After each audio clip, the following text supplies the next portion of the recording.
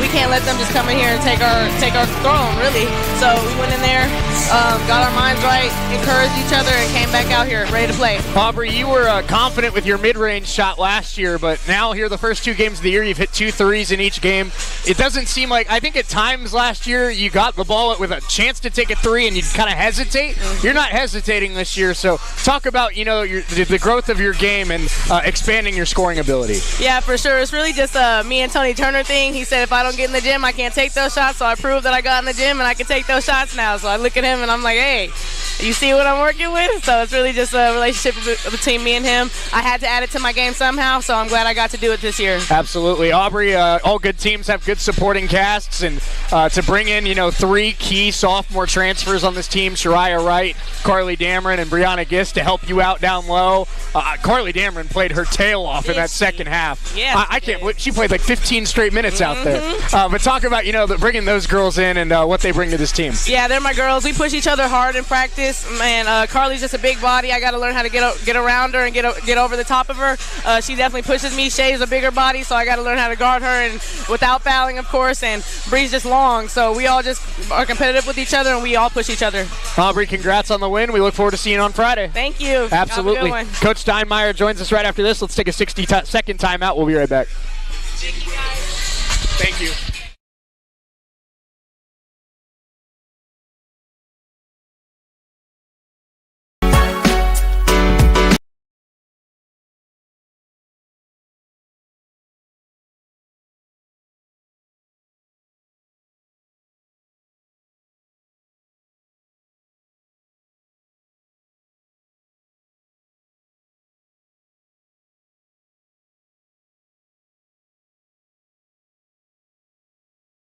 During our annual Yellow Tag Sale.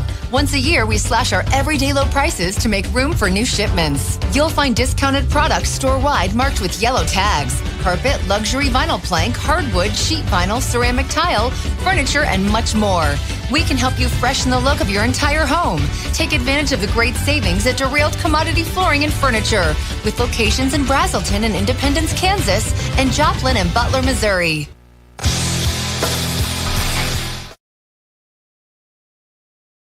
Lady Ravens 85-63 over the Labette Cardinals. Now assistant coach Sam Steinmire good enough to join us. Coach, first of all, welcome to the broadcast. Your first game, your first post-game show with us. But we talked about it with Aubrey. This Labette team, very physical, very scrappy. They pushed you. They got it down to 6. And then it felt like this team, Tony Turner told us last year that good teams hit 5 or 6 different gears over the course of a season. It felt like we saw this team go from gear 1 to gear 2 tonight. I think so, definitely. We definitely had to, hit that second gear, especially in the second half. Especially, Labette came out. All credit to them. They're, like you said, scrappy team. I told Coach Turner after the game, what they lack for in athleticism, they make up for in, just intensity and wanting to go after the basketball, and they attack the basket hard. So all credit to them. They played great tonight. But yeah, we definitely hit that second gear, especially in the second half. Aubrey made some big plays. Bella hit some big shots. Hallie made some great passes. Esme in the first and second half was making plays all over the place. So, and I could name all of them, but we definitely hit a second gear tonight, and we're definitely going to have to keep hitting those gears, as it's just going to get harder from here, because the Jayhawk, toughest conference in JUCO. No doubt about it. Yeah. Coach, we talked about Aubrey, obviously. I thought Bella played great as well, but a player that I really thought stepped up in that second half, and obviously Coach Turner saw it too, because he didn't take her out of the game. Carly Dameron was getting rebounds, was tipping passes, was scoring inside. I mean, it looked like, the player that you thought you were getting when she transferred from Hutch showed up here tonight. Oh, yeah, definitely. I mean, we've been, preaching to her and, preaching to her at, in practice, that's the type of player that she can be, and we're just so glad that she pulled that out tonight. National anthem here at Nellis Hall. Let's take a 3-minute timeout. We'll be right back.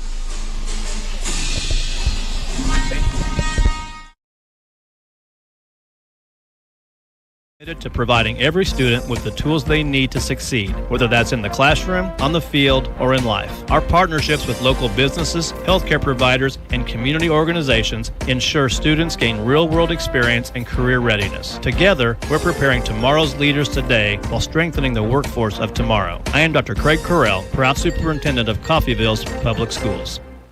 At Coffeyville Regional Medical Center, we take seriously our responsibility of caring for our friends and neighbors. We are your regional healthcare system, caring for Southeast Kansas and Northeast Oklahoma.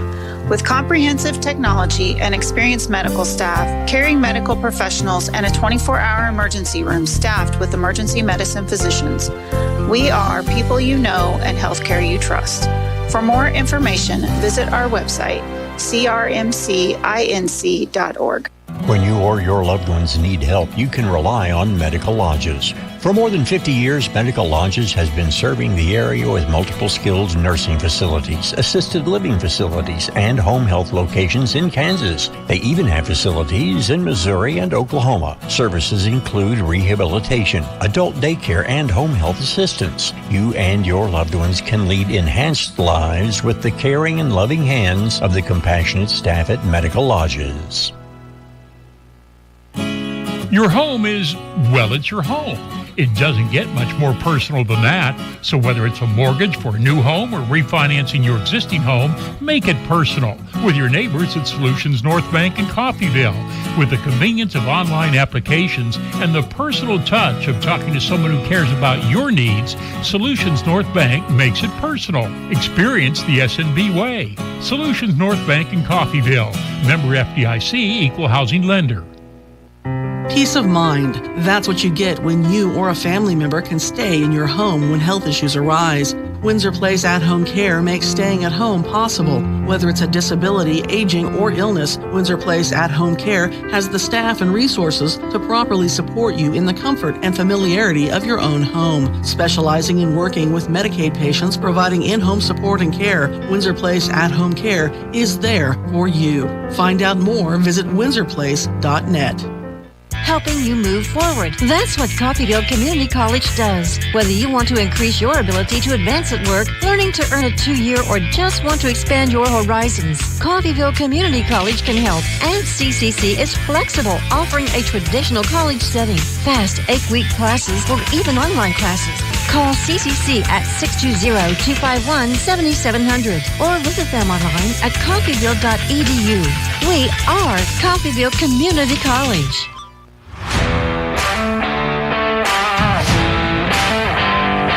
Red Ravens are ready for a new season to take flight and chase a Jayhawk championship. Popovich a three. He got it! This is Coffeyville Community College Red Raven basketball on US 98.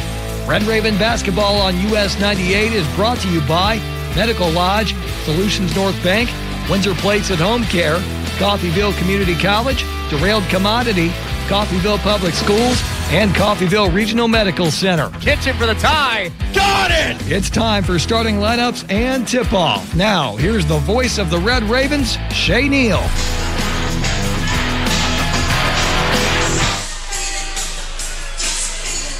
Lady Ravens handle business in game 1, and now the men will take the floor in game number 2. I'm Shay Neal, Chris Freund alongside with me as we get ready for Fort Scott and Coffeyville here tonight. The number 8 team in the nation takes the floor for the second time this season. And Chris, I obviously, first of all, a big thank you to Coach Steinmire. First time he's been on a post-game show. I thought he did a great job. Absolutely. Especially because I had to unfortunately cut him off early because of the national anthem. But also, here comes the Red Ravens. As Dirk Andrews brings them out.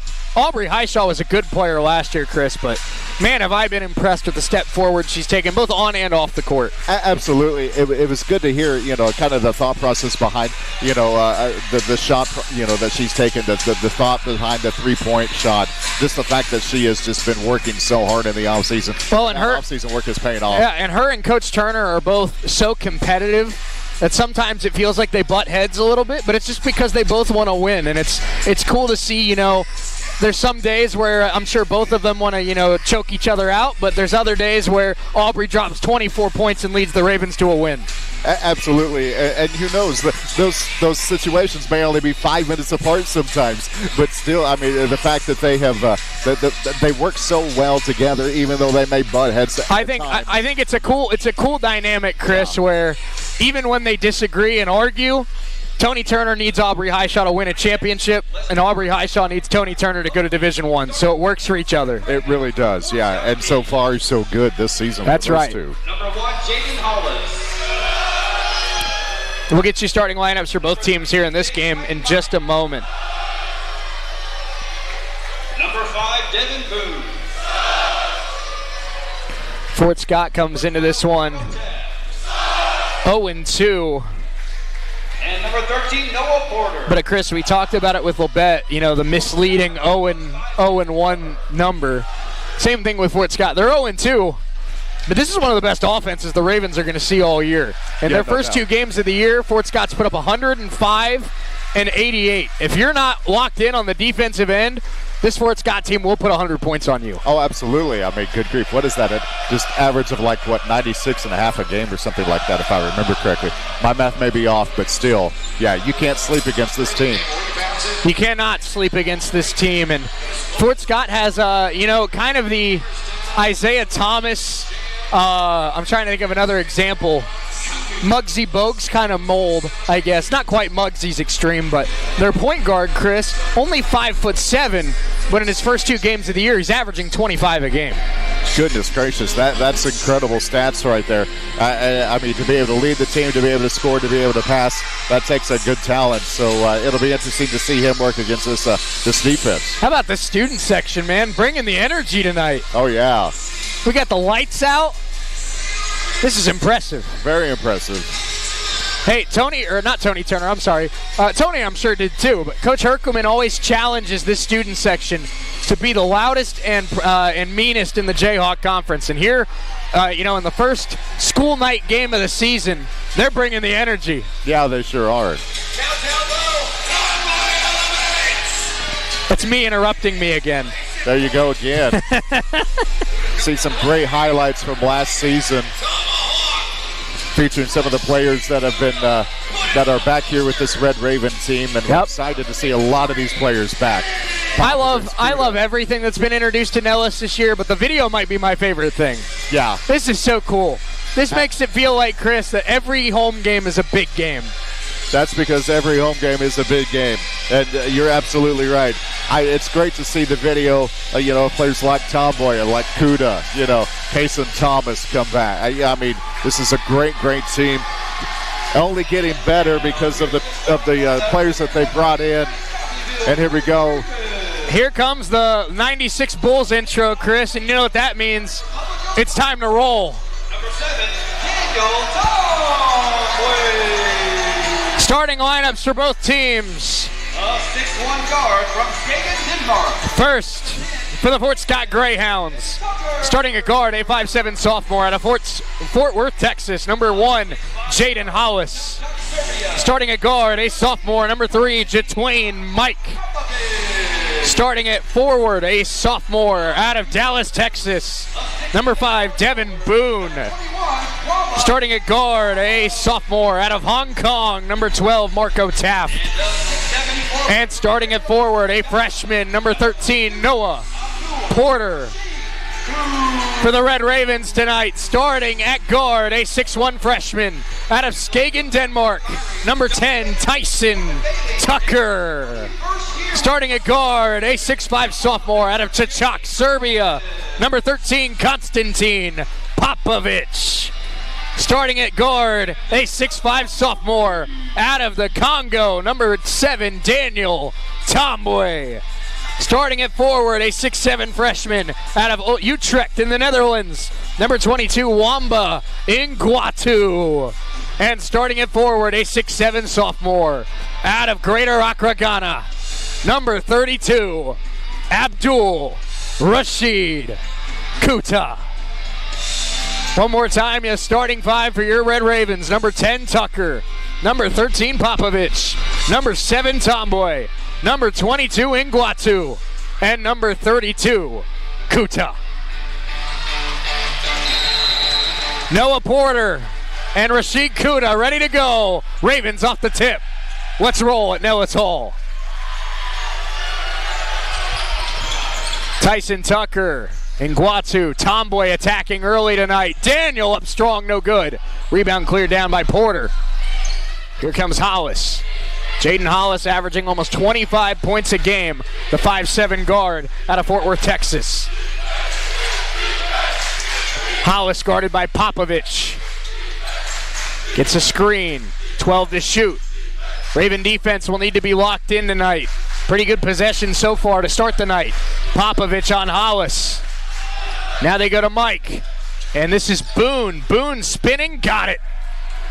Devin Boone lays it in, 2-0 Greyhounds. A nice reverse, a nice spin move. And the Ravens throw it away. Kuda trying to hit Nguatu, not on the same page there. We saw Allen County nearly take down the number 5 team in the nation last night. So the D2 teams in the Jayhawk mean business. Can Fort Scott take down number 8 tonight? 2-0 Greyhounds early in this one. Hollis now guarded by Tyson Tucker. Hollis gets around Tucker, the driving kick, and it's through the legs of Mike. Now it's loose, and Tomboy wrestling for it. And it's a jump ball and stays with Fort Scott. A jump ball has been called. Possession stays with Fort Scott. Listen, I'm not a college athlete. This is maybe going to make me sound like a wimp. I don't know if there's anything I'd be more scared of in the world than diving for a loose ball when Daniel Tomboy's flying in there. That would be a big no thank you for me. Porter down low, guarded by Kuda, trying to hit the backdoor pass to Taft, and it's a shot clock violation. Raven defense gets the stop. Nguatu gets the start over Webb tonight. We saw early 2 years ago, Chris, C.J. Smith, Janai Summers were kind of mixing and matching in the starting lineup. Same thing last year with Nagulich and Tomboy. We see Coach Herc again. Here's Kuda down low. Ball fake and scores.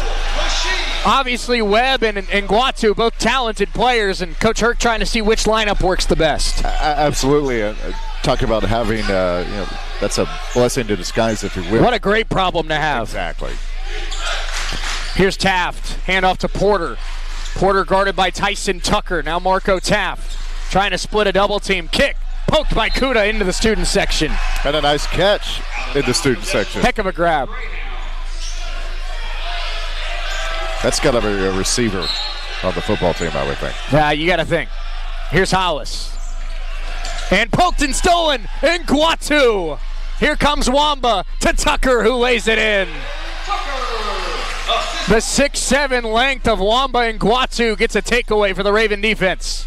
Now on the other end, Taft's layup, no good. Rebound tapped out to Tucker. Tucker to Popovich, screen from Kuda. KP, Tomboy rise up and throw it down. Daniel Tomboy, timeout Fort Scott. And Tomboy is fired up to start this game. I don't know if I've ever seen Daniel that fired up this early. Fired up, skied up. What a dunk. Wow, he got above the rim right there. My goodness. Huge. Daniel Tomboy.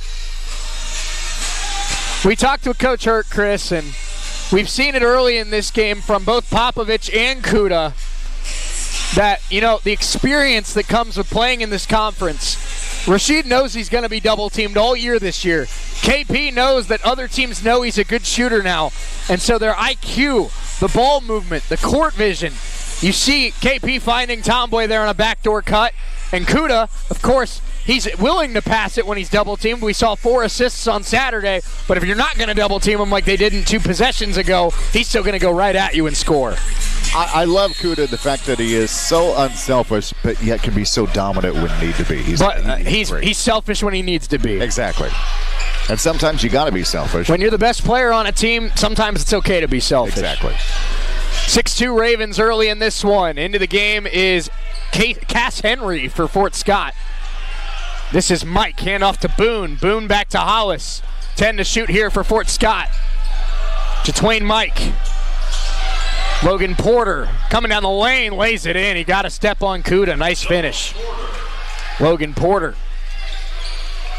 That's not going to be an easy test for Porter all game, going against Kuda. I beg your pardon, that's Noah Porter, not Logan Porter. Noah Porter.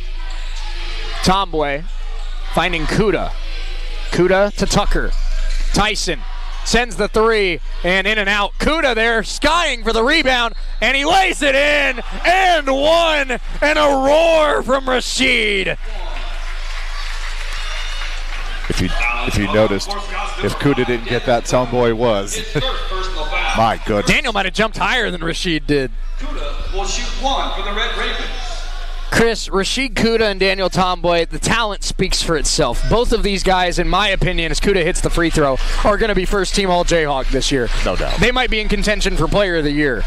But what they bring in terms of energy, Chris, it fires this team up. It sure does. Corner three, Cass Henry is good. We know this Fort Scott team can score. They're going to keep up with the Ravens tonight. It's 9-7. Popovich. Ball fake, kick, Nguatu, Kuda. Kuda turns the corner inside, Rashid all the way. A quick 7 for Kuda. A pass that he would normally hand off, he took it all the way. We call that selfish Kuda, and it's okay. That would work. Driving down the lane is Hollis. Kuda cuts him off. Henry, now guarded by Tucker. 4 minutes into this one. Tough shot, Porter missed it. Defense from Nguatu. Here come the Ravens, leading 11-7. Tyson Tucker. Nguatu winds up for three, and a little strong on that one. Popovich tips it. Kuda nearly pulled it down, but it's taken by Fort Scott. Man, Rashid is flying all over the place to start this one. He sure is. My goodness. Hollis, Noah Porter to Twain Mike. Hand off back to Hollis. Hollis hasn't gotten a shot yet. Ravens doing a nice job on the Greyhounds' top scorer. Yeah, the key word there is yet. You know he's going to get his soon. Devin Boone spinning, tough fadeaway, and he missed it. Rebound, Tomboy. Daniel slows it down and finds Tyson Tucker. Popovich in transition, thought about the three, now steps into a two, and KP, nothing but net. Popovich has taken 6 shots this year. He's hit 5 of them. He's swished 4 of them. That was a nice little 12-foot jumper along the baseline, that right baseline. 13-7 Red Ravens. Porter guarded by Kuda. And did he step on the baseline? He did. Raven ball, media timeout. 14:43 to go in first half. Ravens 13 and the Greyhounds 7. Rashid Kuda out of the gate with 7 points. We're back in 60 seconds on US 98 and the Red Ravens Sports Network. Our annual yellow tag sale. Once a year, we slash our everyday low prices to make room for new shipments. You'll find discounted products store-wide marked with yellow tags. Carpet, luxury vinyl plank, hardwood, sheet, and much more. We can help you freshen the look of your entire home. Take advantage of the great savings at Derailed Commodity Flooring and Furniture with locations in Brazelton and Independence, Kansas, and Joplin and Butler, Missouri. Education is the foundation of our community's future. Every day, our teachers, staff, and students work together to build something extraordinary right here in Coffeyville. From our innovative programs to our championship teams, we're creating opportunities that keep our best and brightest right here at home. When we invest in our schools, we invest in our children's dreams and our city's tomorrow. That's why I'm proud to serve this incredible community and work alongside families who believe in excellence. I am Dr. Craig Carell, proud superintendent of Coffeyville's Public Schools. Hello?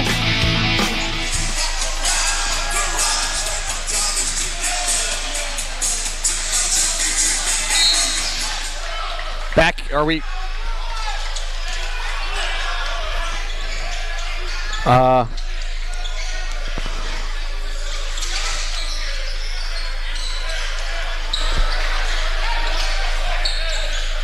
Back here at Nellis Hall, Ravens have the basketball leading 13-7. Shay Neal, Chris Freund alongside with you. Kabari Lewis, Maya Lucas, Ulysses Webb, Jack Sorrell, and Jeremiah Beziaco out there. There's a 3 for Webb. That's good for a Red Ravens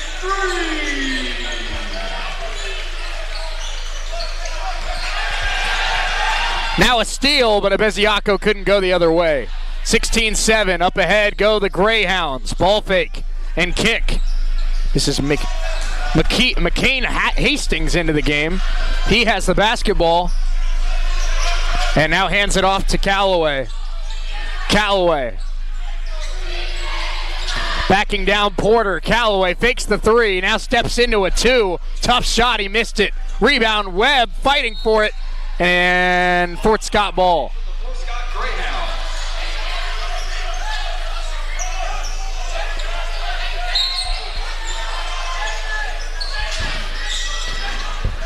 Inbounds, 13:35 to go in the first half. Porter.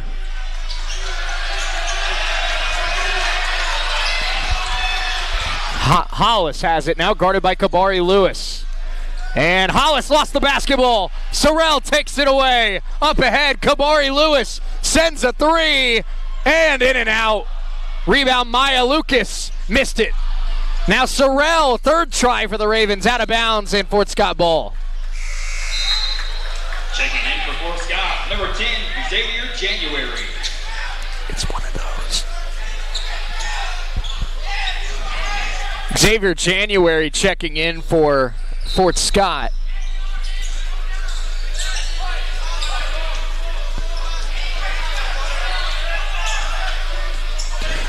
Here come the Greyhounds. Hollis, guarded by Kabari Lewis.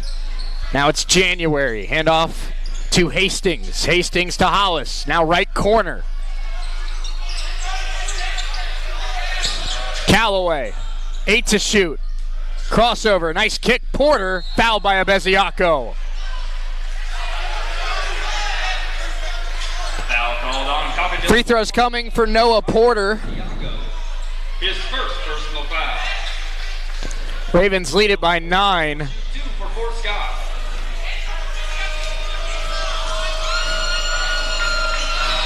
First free throw for Porter is good.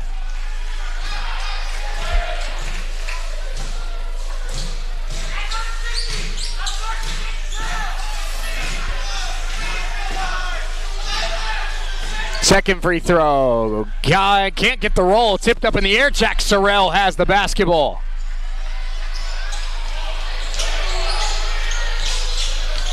Abeziaco, handoff. Sorrell.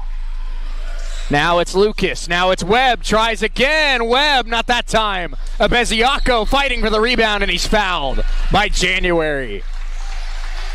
Foul is called on Fort Scott's number 10, Xavier January. His first personal foul, second team foul. Inbounds play here for Kabari Lewis. Lewis to Abeziaco. Now back to Kabari, freshman out of Houston, Texas. Screen from Abeziaco. Drive, alley-oop, and a foul is called. Abeziaco was about to rip the rim off. Fort Scott's number 1, Jaden Hollis. Jaden Hollis, I beg your pardon, called for his first foul. Third team foul against the Greyhounds.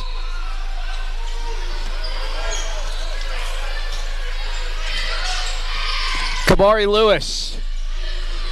Scoop layup, good! First points in the college career of Kabari Lewis. Ravens up 10.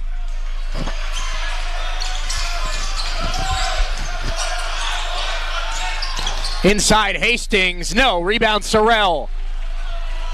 Here come the Ravens again. Lewis, deep three, and it's off. Webb on the glass, up strong, got it. 5 for Ulysses Webb. Ravens up a dozen here early at Nellis. Timeout, Fort Scott. Timeout on the floor. Ravens 20, Fort Scott 8. Let's take a 60-second timeout. We'll be right back.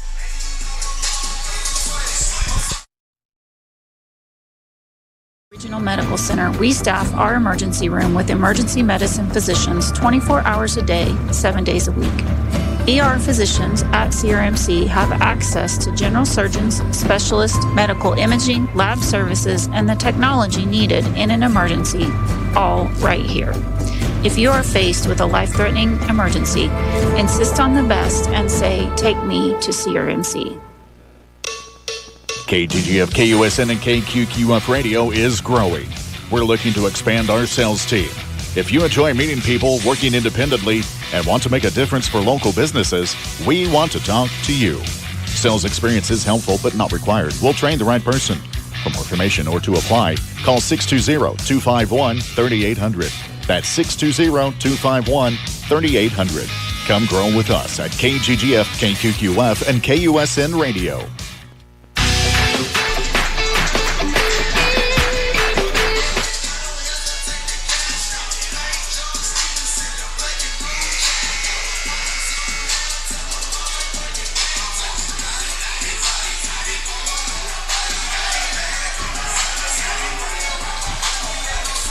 here at Nellis Hall. Ravens lead at 20-8 with 11:37 to go.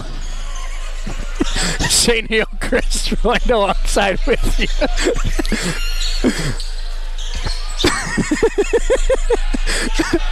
Three-pointer off for Fort Scott. Man, I'll tell you what. This isn't technology weird, Chris. I don't know what to say to that. Oh, my goodness. Oh, my. We're working on restoring some noise in our headset. And just some strange sounds. Hollis gets it to go. You're sabotaging me at this point. Oh, my goodness. Webb hands it off to a Beziaco. Here's Kamari Lewis. Spin move, Lewis. Sorrell, backdoor cut. And Sorrell, no, but he's fouled. And they're gonna say and one for Jack Sorrell. Jack Sorrell heading to the free throw line. Let's pause 10 seconds for station identification here on US 98.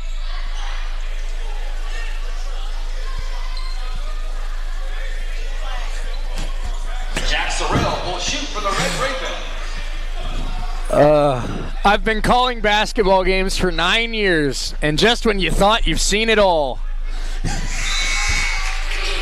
The good news is I don't think it's affecting our broadcast. No, we're still fine on the air, which is good news. It's just us hearing each other. Exactly. Sorrell hits the first free throw. One more to come. Oh, my goodness. If only the people at home knew what we were hearing, Chris. I'm glad they did.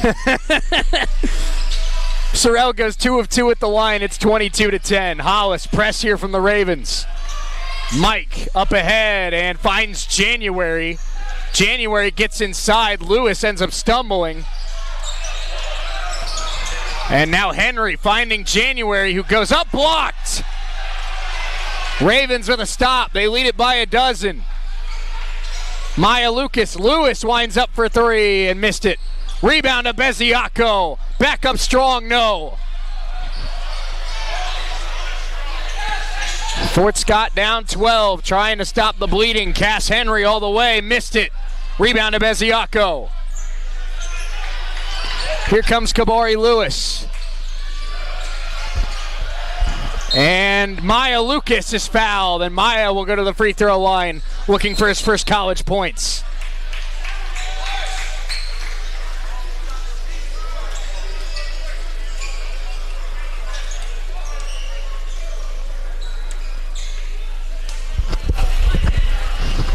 Foul is called on Fort Scott's number 10, Xavier January. So free throws here for Jeremiah Lucas. A technical foul has also been called on the Fort Scott head coach. And the Fort Scott head coach just got teed up. So Matt Glover has been teed up.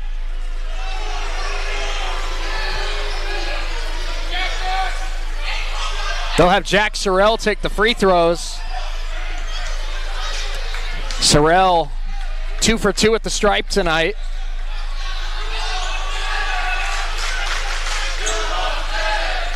First one is good.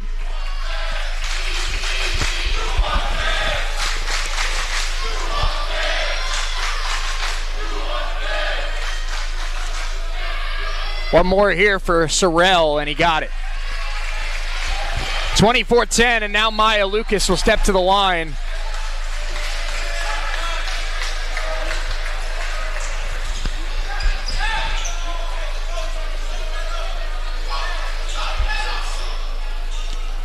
Maya, a 6'4" freshman out of Kenner, Louisiana, played at Bonnabelle High School. Scored more than 2,300 points in his high school career. Now looking for the first points of his college career. Technical foul has been called on Coffeyville's number 12, Jack Sorrell. Now Jack Sorrell gets teed up. Not sure what Jack did, but now free throws coming for Jaden Hollis. First one, good. So there's our first 2 technical fouls of the year. Hollis gets them both to go. And now, will Jeremiah Lucas finally get his free throws? I don't know. Do we have time for more technical? My goodness. Now shooting free throws for Coffeyville, Jeremiah Lucas. Maya didn't get a chance to play on Saturday. He's been waiting patiently for his first college points. Let's see if he can get them right here.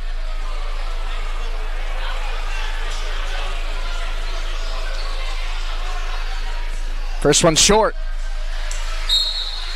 Well, his arm probably got cold from all those technicals, trying to warm up a little no bit. kidding. Daniel Tomboy, Rashid Kuda, Mamba Iguatu, and Tyson Tucker check back in for Coffeyville. Ravens will go back to their starters. Tucker, Tomboy, Kuda, and Iguatu are all back in, and we'll see Popovich check in for Lucas.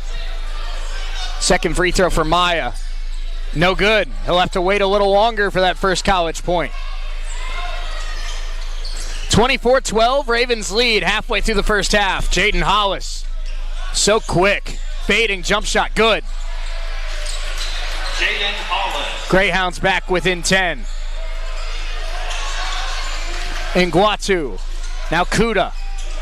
Tyson Tucker. Tyson fading, tough shot, missed it short.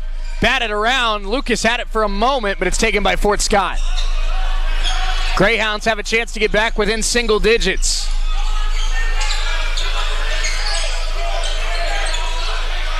Hollis, spin move again. Jaden Hollis, it's good. And some words for the student section. We knew it was just a matter of time until he was going to get his points. It looks like it's starting. Hollis has the Greyhounds back within 8. Lucas, deep three, not that time. Big rebound, Tomboy, and he's fouled. That had to be like 2 feet above the rim. Daniel Tomboy. My God. Like Superman comes flying in. And he'll go to the line. We did see him with a cape. We did. Madness. Tomboy will shoot for the Red Ravens.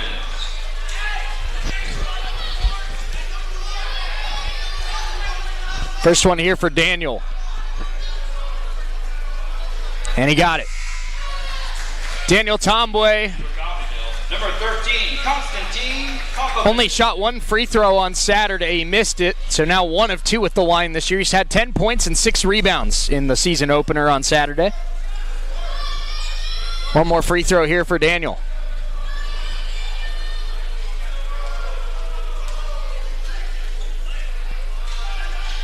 And he missed the second. Kuda had it for a moment, but Noah Porter pulls it down. 9 minutes to go, first half. Ravens 25, Fort Scott 16. Hollis fouled by Popovich. KP can't believe it. Coffeyville's number 13, Constantine Popovich. His first personal foul, third team foul. So Jaden Hollis will go to the free throw line. Hollis will shoot for Fort Scott.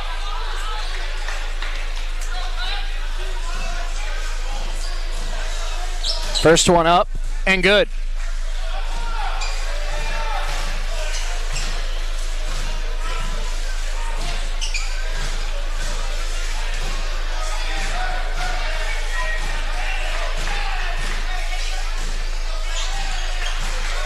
Free throws are good.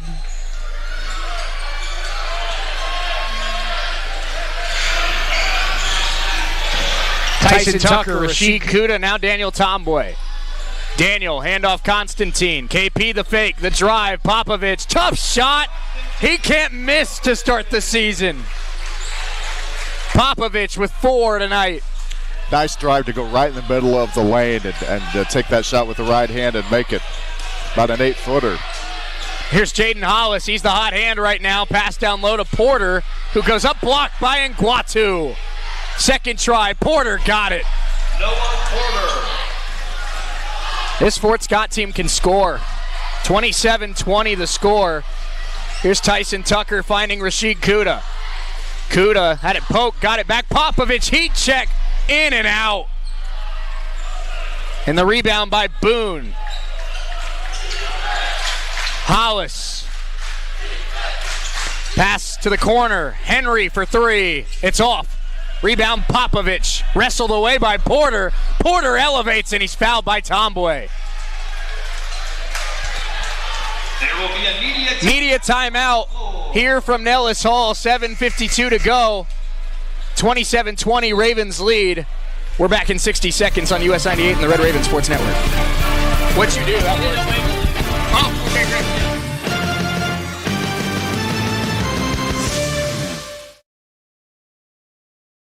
Heavy rain and quarter-sized hail as well. I had to pull over to the side of the road. We do have severe weather coverage for you now, and we'll get you back to the latest from the Interstate Fair and Rodeo Junior Market Livestock Sale. I'm between Haney and Copan at its north, and looking to my west, this is a very serious storm. I see the lowering. Severe weather coverage is brought to you in part by at Keaton Air, Kansas Lumber, and Phil's Paint and Body. And I am actually at the intersection of 166 and A101. It is incredibly windy, and the rain is just coming down. We've got high winds, whipping rain, and it is pouring here in Bartlesville. But I do have inflow, and I've got winds out of the east headed into this storm. Severe weather coverage also a service of Coffeyville's Reawakening, Doan's Furniture, and Independence Farm Bureau agent Anna Lawless.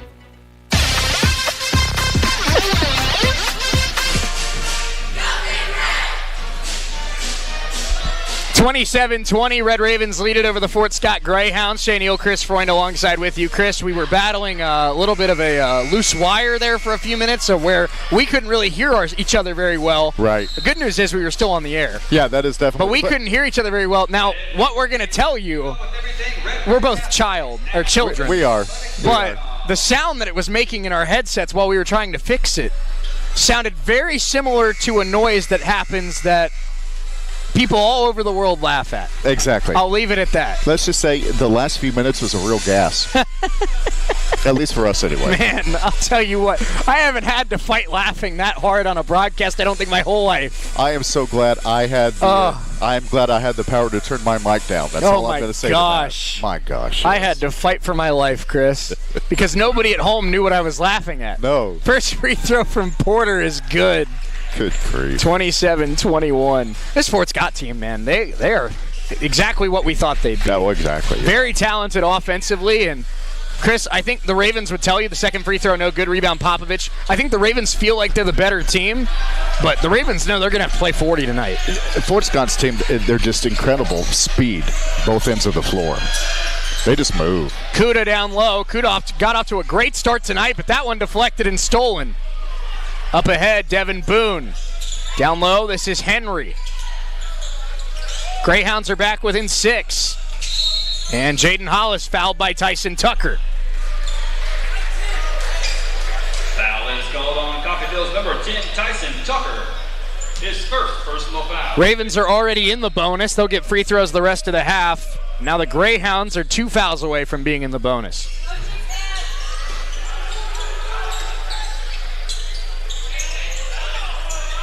Hollis, screen comes from Boone. Hollis guarded by Popovich. Now Nguatu switches on. Henry, top of the key, straight on 3. Strong. Rebound, Hollis. Second chance opportunity here for Fort Scott. Porter. Now Hollis guarded by Kuda. Normally I'd say that's a mismatch, but I think Rashid can hold his own. And Daniel with a steal. Great defense by Tomboy there. Nguatu the fake. Hand off to Daniel. Daniel attacking to the baseline. Tomboy, he's so quick. We talked about Daniel and Rashid being first team all-conference and maybe being player of the year candidates. Daniel might be in the and Rashid. They might be in conversation for defensive player of the year as well. Absolutely. Gotta love the first step. Taft fouled this time. That one might be on Tomboy. I love the new role, or the different role that Tomboy's taken on the team this year. Last year, more defense. This year, he's really stepped it up on the offensive end. I think that's what this team has asked him to do, and he's done it. And he's done it well the first 2 games, or game and a half. Second foul on Daniel Tomboy, and that's my fault. For as soon as I say Daniel plays great defense, he picks up a foul. I should know better. In my 9th year as a broadcaster, I should know better. It's the Neil curse. It's just the broadcaster curse, man. There's a reason why we don't make game predictions. That is true. Tristan Walton checks in for Daniel Tomboy. We should know from Mike Greenberg. We should. Not to make predictions. I know. Shame on us. Marco Taft, first free throw was good. Second free throw is good as well. Greyhounds are back within 6. Checking back in for Fort Scott, number 3. Coach Herc and Coach Turner have got what they wanted here tonight. Labette and Fort Scott have absolutely brought a different level of competition for both of these teams. Yeah, no doubt. Ladies responded well. We'll see how the men do here in the next 26 minutes. Tristan Walton, Konstantin Popovich down low to Kuda. Kuda trying to get a step. Double team comes. Walton for three. And in. Got it. In and out and back in for Tristan Walton. That's good for a red. That should count for 6. In, out, and in again. Oh, well, that's an interesting tidbit there as Hollis pulls up, banks it in. Man, is he talented. Totally. My goodness. Tyson Tucker comes the other way. Big screen from Kuda. Hollis goes down. Alley-oop. Kuda fouled and will go to the line. Kuda just about caught a body on his way to the rim. Chris, I just got a text. You remember Garrison Martin, right? Our friend from the baseball team? Absolutely. He went to high school with Noah Porter, one of his very best friends. Oh, wow.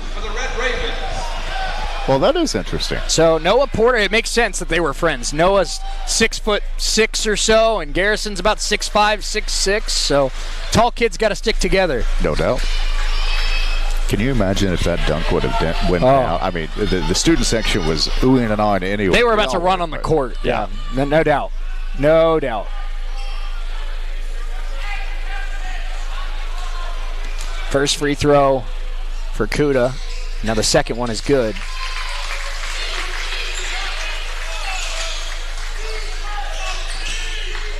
Ravens lead at 33-25 after Kuda splits the pair. Here's Jaden Hollis. Fort Scott's been able to keep it down within about 6-8 points most of the night. Porter spinning, handoff, nice find to Henry and a layup. 33-27. Henry was able to get away from Kuda and get some space to make that shot. Tyson Tucker pass to Nguatu. Now Walton tries again and missed it short. Rebound Hollis. Fort Scott with a chance to pull back within 5. Hollis all the way. Tucker slows him down. Pass ends up with Boone. Boone cut off. Now backdoor cut to Mike, who lays it in. Wow. This Greyhounds offense, they're always moving. They are. 33-29, 4:47 to go first half. We saw Allen County nearly take down number 5 last night. Fort Scott's giving number 8 a run for their money. Kuda down the lane, a foul. We'll see Webb, Sorrell, Abiziaco, and Lucas all about to check back into the game. His second personal foul. What a luxury for Coach Hurt that he can just mass sub 4 or 5 guys. No doubt, no doubt. It was nice give and go back to Kuda. Drove down the lane, drew the foul. Rashid is 3 of 4 at the line tonight. First one up and good. Jack Sorrell, Ulysses Webb. We mentioned it on Saturday. Rashid, just before the season started, announced his commitment to the University of North Texas, which is the same place Tyler Perry went after his time in Coffeyville. So let me tell you, the Mean Green, they're getting a pretty good player here. Oh, no doubt. Kind of wonder if the trend will continue. I don't know if North Texas might want to grab a couple other players off this team too. That's true. I think there's about 7-8 guys on this roster that can make North Texas a pretty good basketball team. Yeah, no doubt.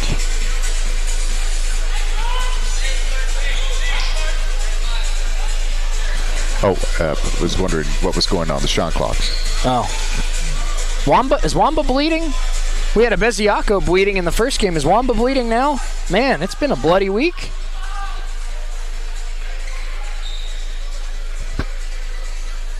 There's been more blood on the basketball court than there's been on the football field all year. And there goes the shot clock again.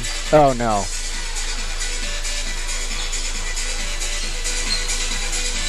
Kind of gives everybody kind of a chance to catch their breath here with 4:41 to go first half.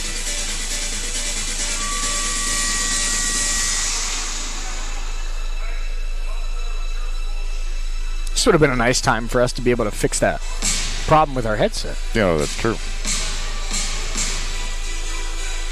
How about James Copeland, man? He can do it all. Absolutely. We covering the election, flying over here to help us. Thankfully, it's only, 8 blocks? Yeah, it's not that bad. Thank goodness. Parking might have been a little harder than normal just because there's a lot of people here tonight, but I think he'd be okay. Absolutely, yeah. Who knows? He might have just been able to turn on the flashers, the hazard lights, That's if right. you will, and stay out there. And trying to, speaking of stay, try to keep the shot clock on. I know that's the kind of been an issue they've been working on for the last couple of games, trying to keep that. When there's new stuff, Chris, there's always kind of kinks you got to work out. Absolutely. One more free throw here for Rashid. The big fella is 4 of 5 at the line tonight.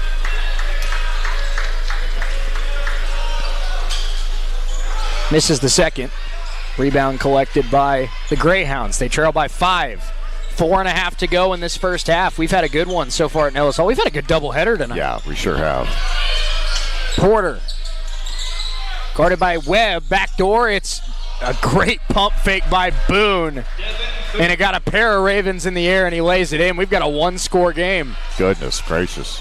Kabari Lewis back into the game. Fading jump shot, in and out. Kuda tips it. Webb had his hands on it, but it's taken by the Greyhounds. Ulysses Webb a little slow getting up. Porter on the other end. And one. And a chance for the Greyhounds to tie it at the line. Man. I know the Ravens just don't have an answer for this Fort Scott team. His first personal foul. Foul was called on Kabari Lewis. We'll see Jeremiah Abeziako as well as Kaysen Thomas check into the game for Sorrell and Kuda. Free throw from Porter is good. We are deadlocked at 34 here at Nellis. Goodness. These D2 Jayhawk teams, man, they're having one heck of a weekend. Yeah, they sure are. And I'll tell you this, I don't know if I would want to be a Raven basketball player at halftime. Pick and roll, and it goes over the head of Abeziako. That's a turnover. Our final media timeout of the first half. Ravens and Fort Scott are tied at 34. Can the Ravens respond? We're back in 60 seconds on US 98 and the Red Raven Sports Network. More than 50 years, Medical Lodges has been serving the area with multiple skilled nursing facilities, assisted living facilities, and home health locations in Kansas. They even have facilities in Missouri and Oklahoma. Services include rehabilitation, adult daycare, and home health assistance. You and your loved ones can lead enhanced lives with the caring and loving hands of the compassionate staff at Medical Lodges.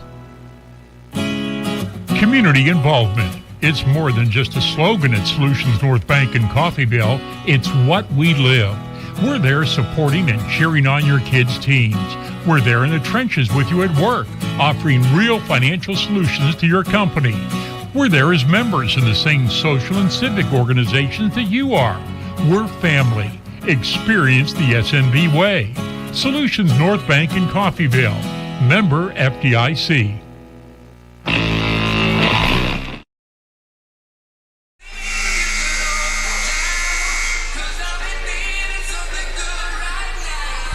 Red Ravens, Fort Scott Greyhounds tied at 34 with 3:55 to go in the first half. Shane Neal, Chris Freund alongside with you. Ravens have had kind of their first scoring drought of the season, Chris, and Fort Scott showing why they've averaged 94 points a game in their first 2 games of the year. That one poked by Kabari Lewis, but Hollis able to run it down. Fort Scott with a chance to take the lead. Hollis, drive, kick, Boone, extra pass to Mike. Mike driving on Thomas. Now Henry spinning, throwing it up, and he missed it. Rebound Webb. Here come the Ravens. Kabari Lewis. Step back, finding Webb. Webb to Maya Lucas. Webb on the left wing, 12 to shoot. Kabari Lewis picked up by Cass Henry. Now it's Webb guarded by the smaller Boone. Webb likes that matchup, takes the shot, in and out. Those are the kind of shots that were falling a couple days ago. We go under 3 to go in this first half, tied at 34. Fort Scott has pushed the Ravens for 17 minutes. Kaysen Thomas guarding the very talented Jaden Hollis. Hollis gets into the lane, finds Henry. Henry gets a step on Abeziako. Now it's Hollis, guarded by Lewis, 8 to shoot. Hollis wants to dance. Lewis stays in front of him. Hollis, tough, fading shot, and not even close over the backboard. was trying to draw contact on a Beziaco. He didn't get the call. Red Raven ball. It's amazing to me how Hollis has the ability to basically draw all 5 defenders to him, and he's able to pass out to the open guy. There's a couple of them. Beziaco down low, guarded well by Henry. Jerry trying to back down. Jerry looking for a pass. Lewis, extra pass. Maya Lucas for 3, and it's off. Rebound pulled down by Mike. Fort Scott's done a nice job on the glass despite being a smaller team. Mike, no good. Tapped out, kept alive by Boone. 2 minutes to go first half. We're tied at 34. Fort Scott still has not led yet tonight. They try to take the lead on this possession. Jatwain Mike. And now it's Hollis. The 7 to shoot. Hollis so quick. Gets to the corner. Blocked by Kabari Lewis. What a block. Huge Hollis play. slow getting back. Here comes Lucas. Trying to find a Beziaco. It was kicked. Checking back in for Coffeyville. That's a huge play, a huge turn of events. Tyson Tucker, Jack Sorrell check back in for Lewis and Lucas. Looks like Coach Herc, even though they're playing tonight, he's being careful with them. They're not playing a ton of extended spurts here as they work their way back from injury. Absolutely, get them warmed up. Tyson Tucker gets space and missed it. Beziaco skying for the rebound, and he's fouled. Jerry Beziaco will go to the free throw line.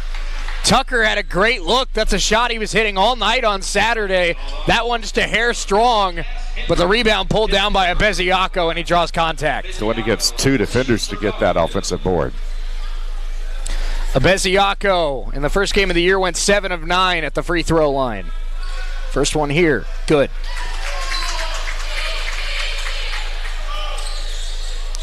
I have a feeling with the trio of Tomboy, Kuda, and Beziaco, the Ravens are going to be at the free throw line quite a bit this year. Absolutely. Those 3 guys, they like contact. Second free throw here from Beziaco, and he goes 2 out of 2. Might not have even moved the net. Nope. Hopefully like free throws too. 36-34, Ravens up a deuce. A big press coming from Jay Herkelman. And Hollis turned it over, and Webb lays it in a straight jacket.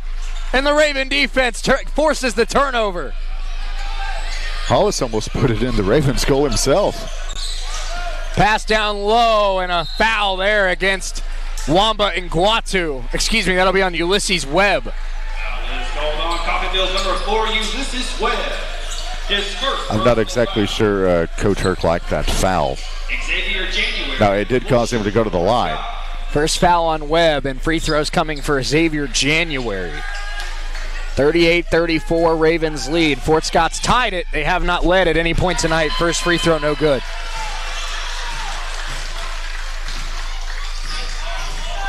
Ravens put up 116 on Saturday and kind of had their way for 40 minutes. I'll tell you what, Fort Scott's pushed them here in this first half. Yeah, they sure have. Free throws from January, no good. Battle for the rebound. Webb able to tip it to himself. 1 minute to go. Jay Herkelman squad up 4 with the basketball. Beziaco guarded at the three-point line, turning the corner, and Beziaco in and out. Coach Herc wanted a foul. Beziaco took it back, and he's fouled this time.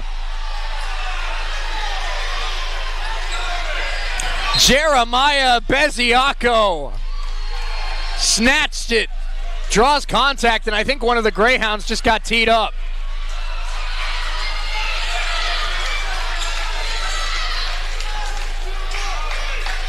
We'll see.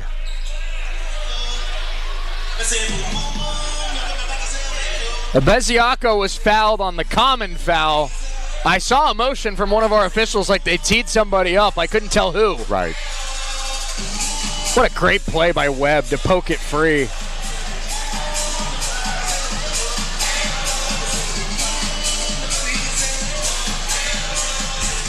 So we're going to go to the monitor here. I wonder if they're looking to see if that's a flagrant foul, Chris, for the shove on Beziaco. That's very possible. There's also a little bit of jawing between Webb and Hollis, so we'll see. If there was anything said that shouldn't have been. At this point we don't know what was said, of course. So we'll wait for the referees to come to that conclusion. I mean, looking at the replay, you could almost it could almost be more than a common foul, really, because Webb was kind of pushed in the back, or excuse me, Beziaco was kind of pushed in the back as he went up for the shot. But at this point, it's just speculation. I think that's what Coach Herc was motioning for, too. He wanted a flagrant for the push. He did, yeah. This team is so talented, man. Oh, my goodness. Totally talented, yeah. We've seen so many guys step up already this year. They're explaining the call now to Coach Herc and Coach Glover.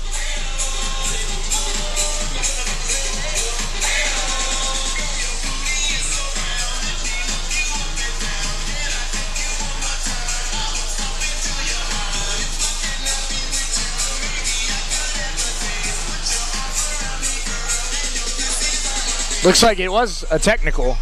Number 1, Jaden Hollis for Fort Scott has been called for a flagrant foul. Flagrant foul against Hollis is the official call. Called for a technical foul. And a technical foul.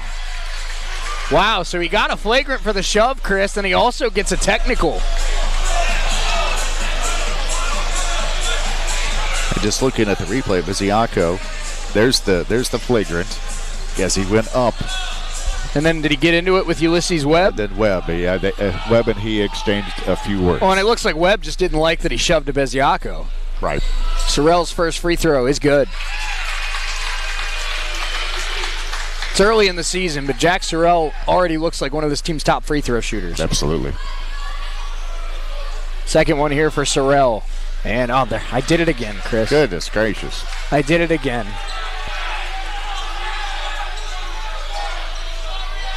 So now Ulysses Webb will get free throws here.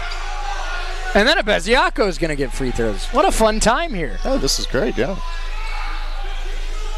Webb's first free throw is good.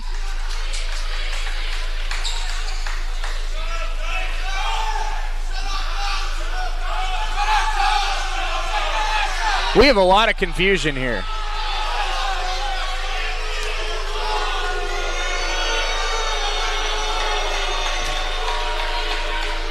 Fort Scott trying to say that Beziaco should be taking these free throws and not Webb. And there you go. It will be Beziaco. Jerry Beziaco is 9 of 11 at the line this year. I don't know if that's a bad thing. No, definitely not.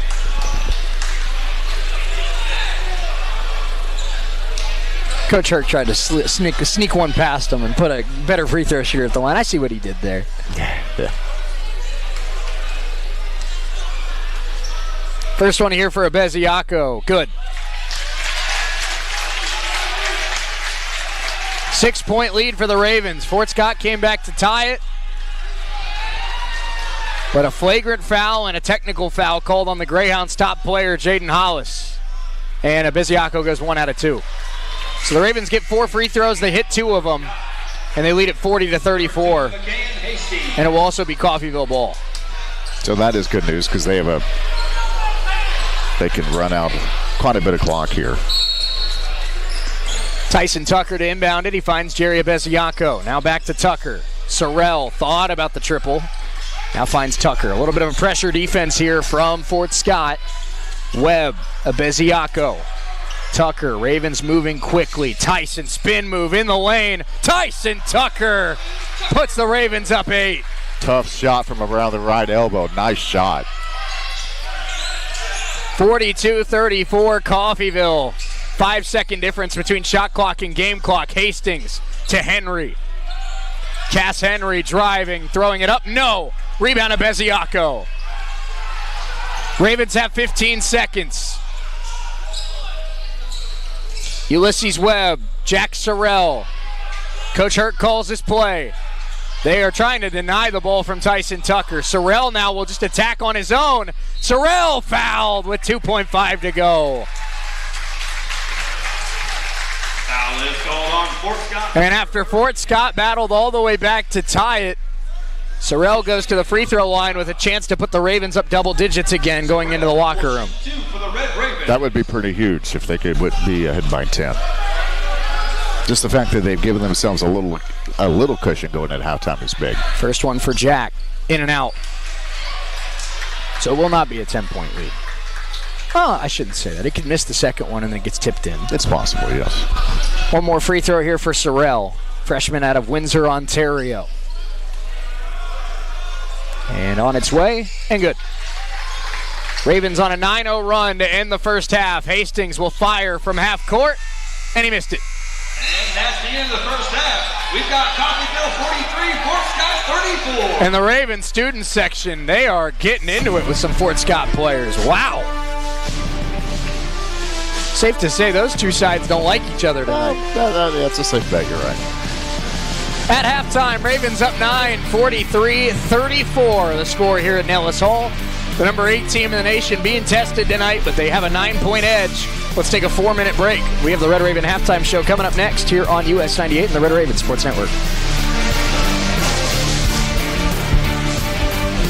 Coming up next, 10 minutes. In the familiar and comfortable surroundings of their own home. Specializing in working with Medicaid patients, Windsor Place At-Home Care has supportive home care and all the resources to help make staying at home a reality. Find out more about what Windsor Place At-Home Care can do for you. Visit windsorplace.net. Helping you move forward. That's what Coffeyville Community College does. Whether you want to increase your ability to advance at work, learning to earn a 2-year, or just want to expand your horizons, Coffeyville Community College can help. And CCC is flexible, offering a traditional college setting, fast 8-week classes, or even online classes. Call CCC at 620-251-7700 or visit them online at coffeyville.edu. We are Coffeyville Community College. Since 1886, it's been the 2 words we live by and the chant we live to cheer. Be here all season as the Jayhawks hit the turf. Touchdown, Kansas! Join us this Saturday as the Jayhawks head to Tucson for a desert showdown with Arizona. Our coverage begins at 1 on your home for Kansas Jayhawk football. Classic Hits 104.1 KGGF.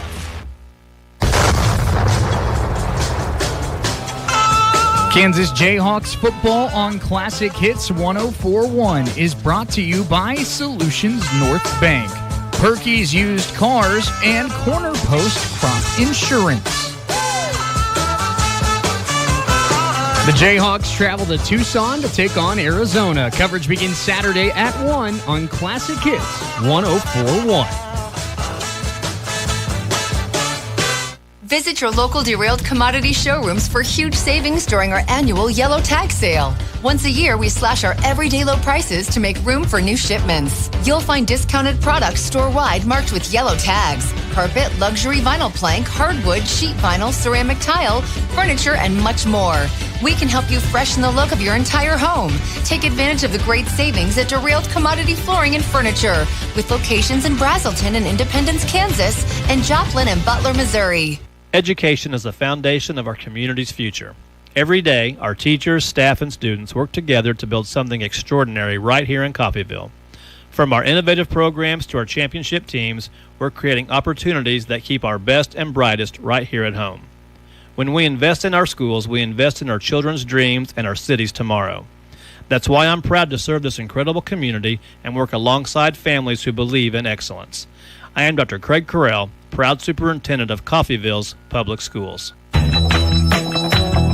Now, keeping up to date is easy, no matter where you are. Equity Bank brings you KGGF text alerts, severe weather, sports scores, breaking local news. They're all as close as your phone with KGGF text alerts. It's easy to sign up. Just go to kggfradio.com, follow the link for text alerts, and select your options. Keep up to date anytime, anywhere with KGGF text alerts powered by Equity Bank. When you choose Coffeyville Regional Medical Center, our dedicated team of surgeons, anesthesia, nurses, and other medical professionals are focused on you and your health. Our board-certified general surgeons provide expert surgical care close to home. From a routine colonoscopy to a life-saving mastectomy, the general surgeons at CRMC are equipped to handle many types of surgical procedures. For more information, call CRMC Medical Group at 620-252-1639.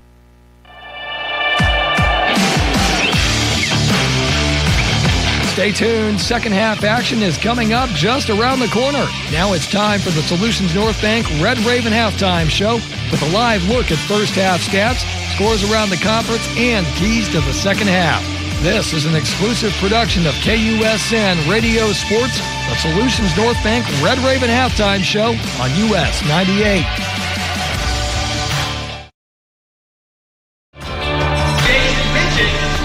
Red Ravens lead it 43-34 at the half. Shea Neal, Chris Freund alongside with you. It's the Red Raven Halftime Show brought to you by our friends at Solutions North Bank. And it's time for the age-old, it's age-old. It's 2 games old.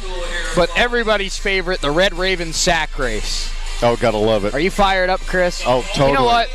I've been the play-by-play guy all night. Why don't you take this one? All right. We have Don't hurt yourselves now. You're just getting people. We'll just call them red shirt and white shirt. Red shirt and white shirt. All right. I think they have to go all the way down to the and back. And back. Yep. The baseline and back. Set, go. And here they go. Red shirt getting out to a slight lead. Both of them getting a good pace. Crossing the half court. Red shirt still in the lead. He's got a 2-hop lead. He's got it now. He's turning back. The turn wasn't very good. Yeah, he took a little too much time. Here comes white shirt. Oh, this is going to be close. White shirt is pulling ahead. White shirt is pulling ahead from red shirt. Oh, no! Red shirt fell, and they both fell, but white shirt gets over the line. What a and finish. Wins. White shirt has won the Kentucky Derby. Nah. Red shirt came up a little short. Oh, that was great. Chris, I never thought in my life I'd call a sack race, but I'm glad I did it with you.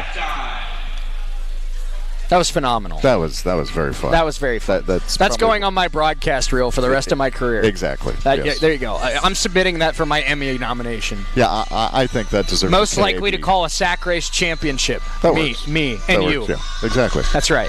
Can we submit that for KABs? That's right. Maybe. We can try. Might have to. Honestly, I think that should win. Yes. That should win the Sports Play-by-Play Award. Exactly.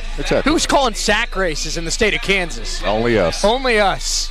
Let's get into first half stats. Ravens shoot 42% from the floor, 17% from 3, 62% at the line, 21 free throws in that first half for Coffeyville. Wow. I mean, don't get me wrong. They were doing a great job of getting to the line. Kuda especially. I mean, the big 3 really getting to the line and turning those into points.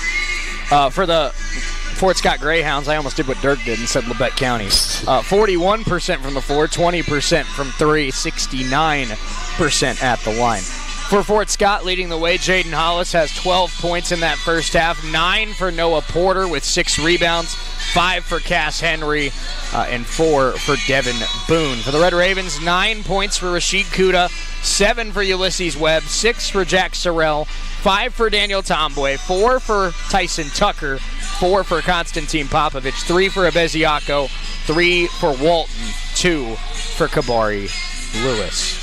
So again, it's a deep offense. It is. When your leading scorer at the half is 9, that means you're a pretty good offense. Absolutely. But if you notice, Kuda 3 of 3 in shots. I'd like to see the big fella get some plays run for him again in the second half. Yeah, no doubt about it. I mean, he basically played half of that first half and came away with some good points. So I know he'll be looking to get back into that game here in the second half. I will say one thing that I think the Ravens need to work on, Chris. They had 27 assists in Saturday's win.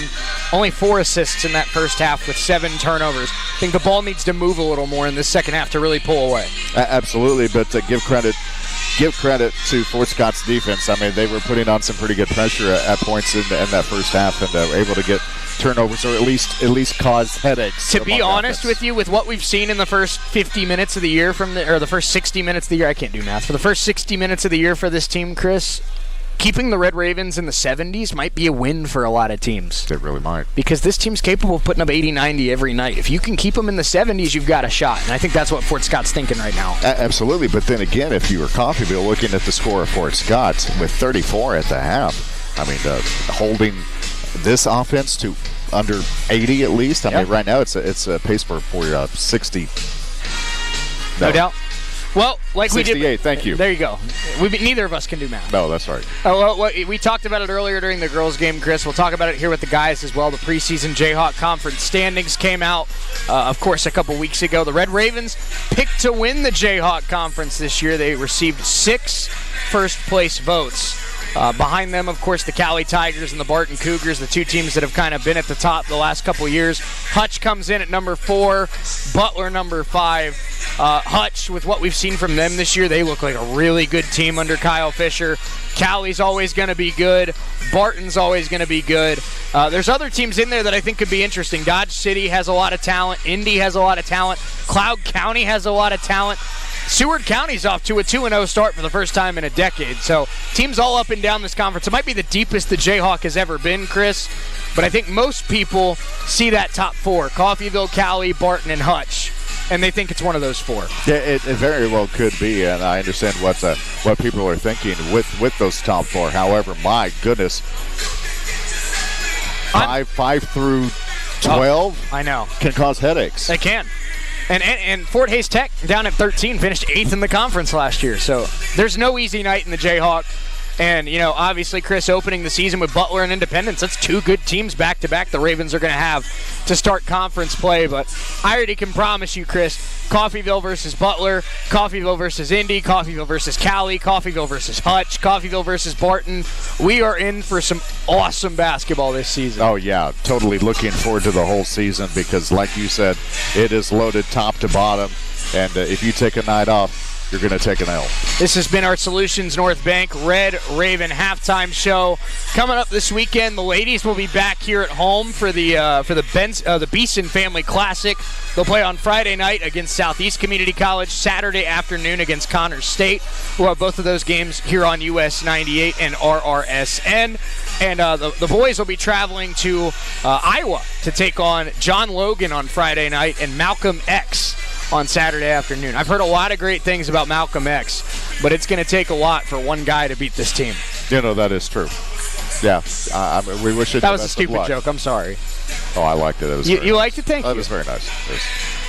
Best of luck to him. Yeah, he's going to need it. Trying to defend Kuda and Tomboy at the same time, he's going to need it. Yeah, that might be a little tough. Second half coming up right after this. Let's take a 3-minute timeout. We'll have more from Nellis Hall right after this on US 98 and the Red Raven Sports Network.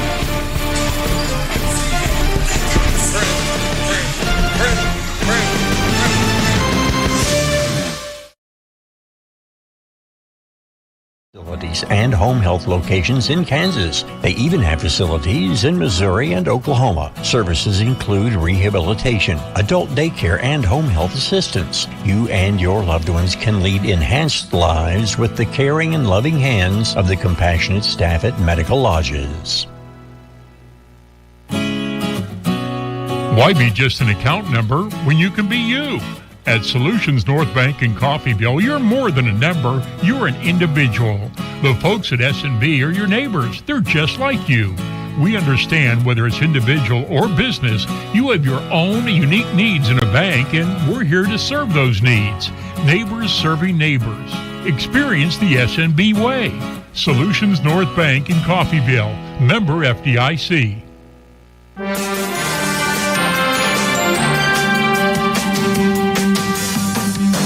Time for another election update. Let's go ahead and check in with Sherry Garris, who is at the Montgomery County Courthouse.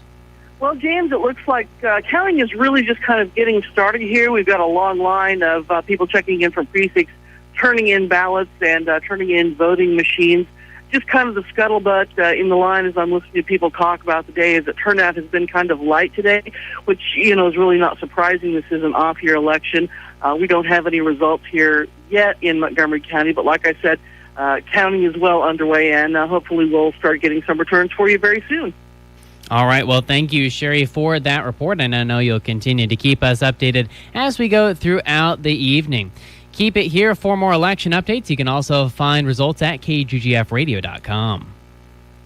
Peace of mind. That's what you get when you or a family member can stay in your home when health issues arise. Windsor Place at-home care makes staying at home possible. Whether it's a disability, aging, or illness, Windsor Place at-home care has the staff and resources to properly support you in the comfort and familiarity of your own home. Specializing in working with Medicaid patients providing in-home support and care, Windsor Place at-home care is there for you. Find out more, visit windsorplace.net. helping you move forward. That's what Coffeyville Community College does. Whether you want to increase your ability to advance at work, learning to earn a 2-year, or just want to expand your horizons, Coffeyville Community College can help. And CCC is flexible, offering a traditional college setting, fast 8-week classes, or even online classes. Call CCC at 620-251-7700 or visit them online at coffeyville.edu. We are Coffeyville Community College.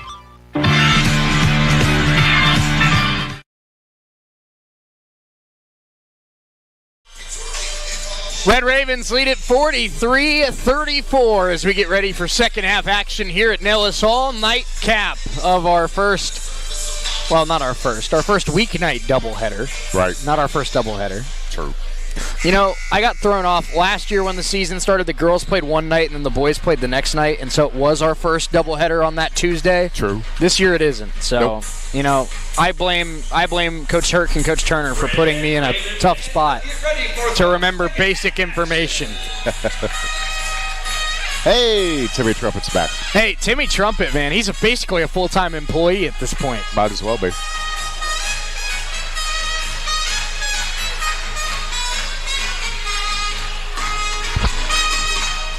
Oh my gosh, is that Edwin Diaz?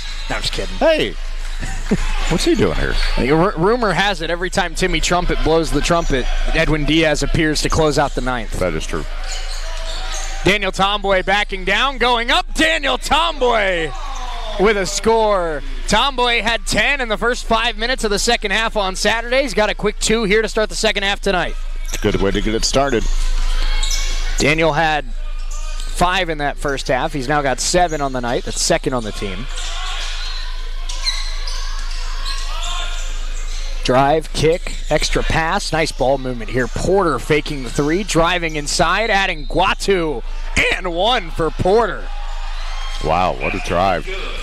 Man, such an impressive play. It brought out a squeak out of me, man. Jeez. After 9 seasons and being 26 years old, do you think I'd be out of squeaks? But here we are. Yep. The squeaks always pump up when you least expect it. I know. The squeaks always get you. It's like I stepped on a mouse. Free throw is in and out. Rebound. Daniel Tomboy about 5 feet above the rim. His hands were basically right by the rim. He was holding on to one of the lights up there, yeah. Yeah. Kuda turns the corner, had it poked out of bounds off of Kuda. Student section disagrees. Man, the Red Raven baseball team, they bring it every year. Do. Every year. Jake Martin gets those boys fired up. Totally. Ravens by 9. Early second half. 45-36 as we go under 19 minutes to go. Hollis, Porter. Porter attacks again. This time kicks to the corner. Down low to Porter. Tomboy able to poke it. It's loose. And Guatu on the ground trying to pull it down. And it looks like that Nguatu stepped on the baseline. It'll be Fort Scott ball. I didn't think he was that close to the baseline, honestly.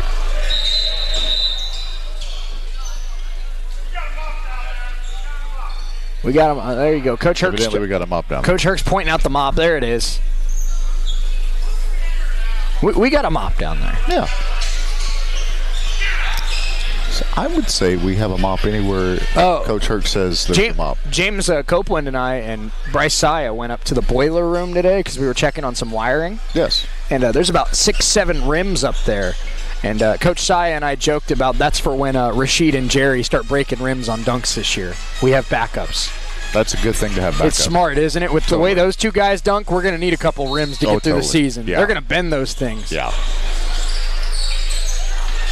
Inbound goes to Porter. Porter tries to back down Kuda. Got a foul call against Kuda. That looked pretty straight up to me. That I don't know what you want Rashid to do there. Rashid Kuda didn't move, and he went straight up. Where's the foul there?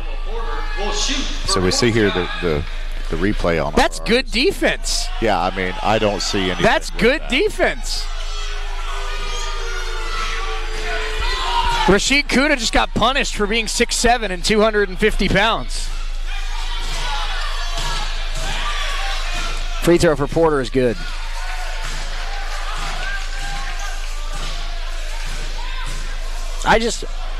I hope Coach Herc, when Rasheed gets subbed out, I hope Coach Herc tells him, look, you can't play that any better.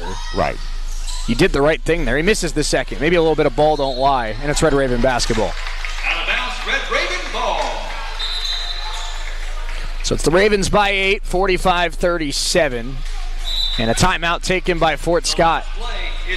Excuse me, they're going to view the last play. Fort Scott's coach asking for a review on if that ball was truly off of Fort Scott. So we'll stay here while they look this last play over. Those of you with us on the RRSN, we'll get another look at this. There's the missed free throw. That's a tough angle to see it. We're looking between number 5, Devin Boone, and Rasheed Kuda. I don't know what angles the officials have. I see that they have an angle from that side of the court. So they might have a better look at this than we do. Here's, again, the missed free throw from Porter. Both players touched the ball. I think that much is obvious. But Kuda has it first, and then Boone comes in and swipes it. Now, the question is, did he swipe it off of Kuda's hand one more time? Yeah, that is the thing. And it looks like... it went Kuda and then Boone, and did it go Kuda again? That's what we're trying to figure out. That is the main thing.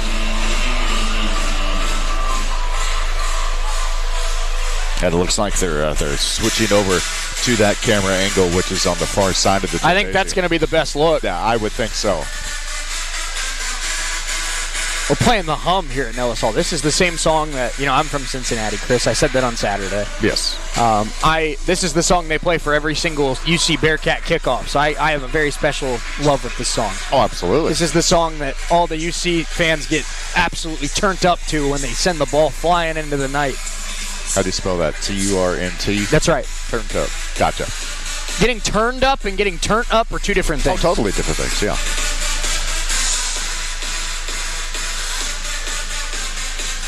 I'd like to forget the UC Bearcat football game from Saturday night. Utah kind of punched them in the teeth. Yeah. They still had a great season. They're 7-2. Media timeout on the floor. Media timeout now. Okay. All right, why not? 18:47 to go. Ravens up 8. You just never know what you're going to get at Nellis. We're back in a minute.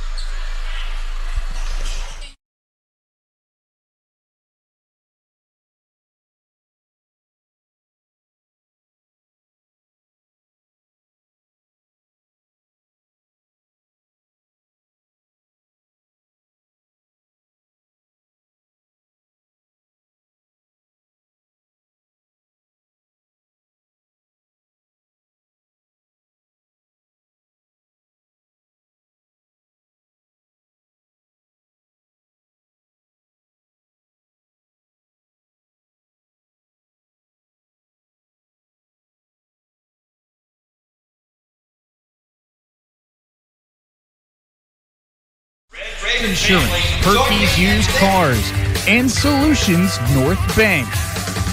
Wildcats on their bye week. They'll travel to Stillwater to take on Oklahoma State next Saturday. Only on the mighty 690 KGGF.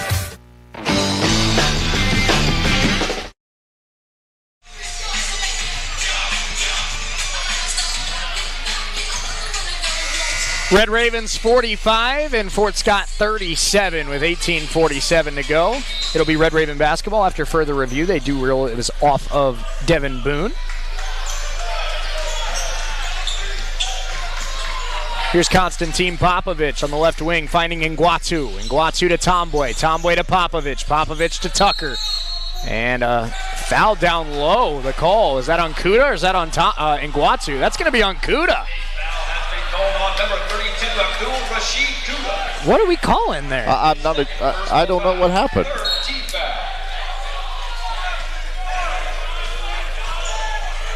I don't know. Kuda's picked up 2 fouls in this second half, and I struggled to see how either of them was a foul.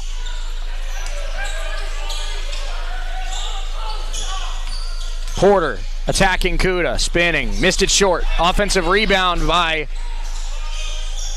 Marco Taft, and that shot off as well. Kuda pulls down a rebound. That's a foul. Thank you. My goodness, they let Rasheed get assaulted, but if he breathes on somebody, they call it. Foul is called on Fort Scott's number 12, Marco Taft. What's he supposed to do? Just stand there like a statue? Come on. But other players can punch him. Yeah. And yeah. Raven basketball, 18 minutes to go, 45-37. Tyson Tucker, that one nearly intercepted from Popovich. That was just a really good play there by Jatwain Mike, and he nearly got it. He almost did, yeah. Tucker and Popovich got a little too lackadaisical there, and Fort Scott nearly got it.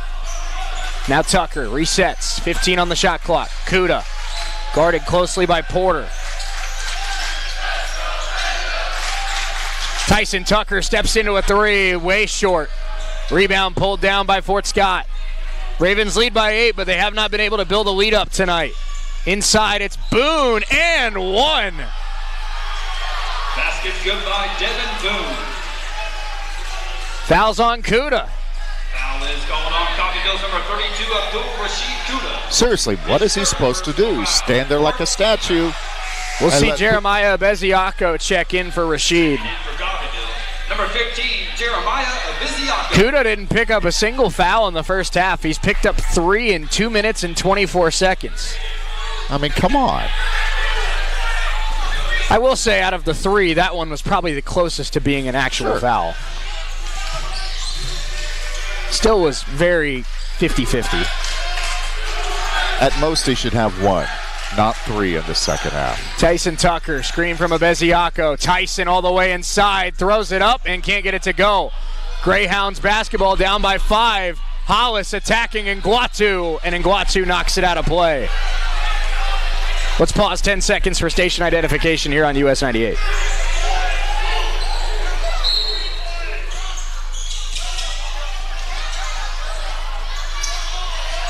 Marco Taft hands it off. It's a 3 coming for the Greyhounds, and they miss it, and it's tapped out to Hollis for 3. He missed it as well. Tomboy comes flying in for the basketball. Still loose, and Daniel able to pull it down before he's poked, and it stays with the Ravens. Jay Herkelman is furious about the lack of foul calls.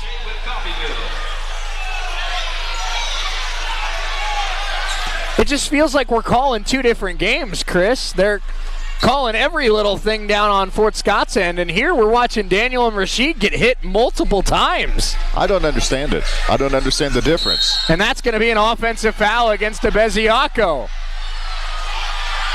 Foul is called on Coffeyville number 15, Jeremiah Beziaco. His second personal foul, 15th foul. Inbounds to the Greyhounds. They're back within 5. Tyson Tucker stays close to Hollis. Hollis tries to get inside, kicks to the corner. Wing 3 is off. Rebound flying in is Mike. And he's able to kick it back out to Hollis. Boone trying to go at Tomboy. Now the kick. Marco Taft attacking Nguatu. And a travel. No, it's spun out. Raven fans wanted to travel. They don't get it. Coach Herc wanted to travel too. Tucker crosses half court. What a wild 4 minutes to start this second half. Popovich, a quick 3. Got it! Constantine cannot miss! That's a clutch of a 3-pointer.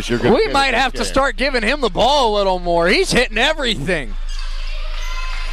Constantine Popovich. Ravens by 8. Porter, Taft, backing into Nguatu. Wamba goes straight up. Beziaco wrestles it away. Porter keeps it alive.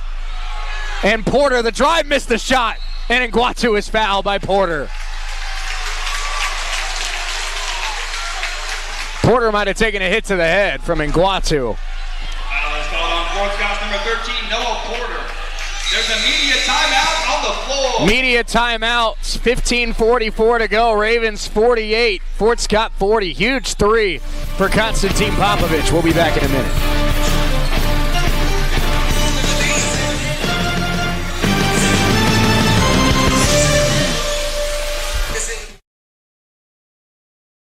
Store-wide marked with yellow tags. Carpet, luxury vinyl plank, hardwood, sheet vinyl, ceramic tile, furniture, and much more. We can help you freshen the look of your entire home. Take advantage of the great savings at Derailed Commodity Flooring and Furniture, with locations in Brazelton and Independence, Kansas, and Joplin and Butler, Missouri.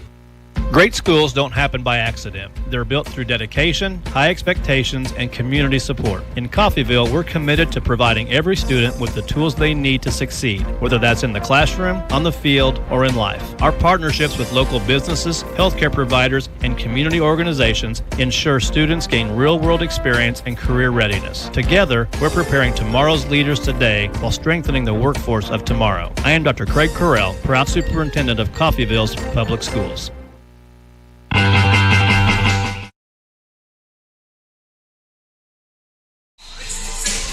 Red Ravens 48-40.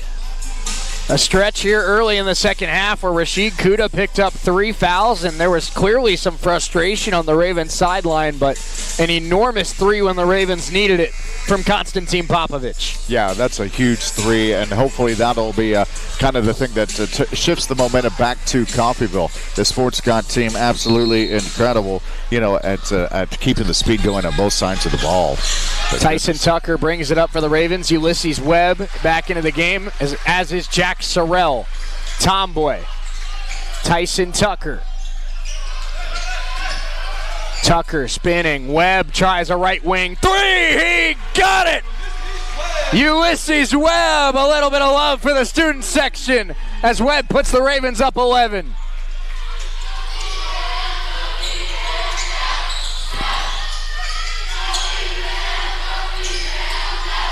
Hollis cut off by Abeziaco.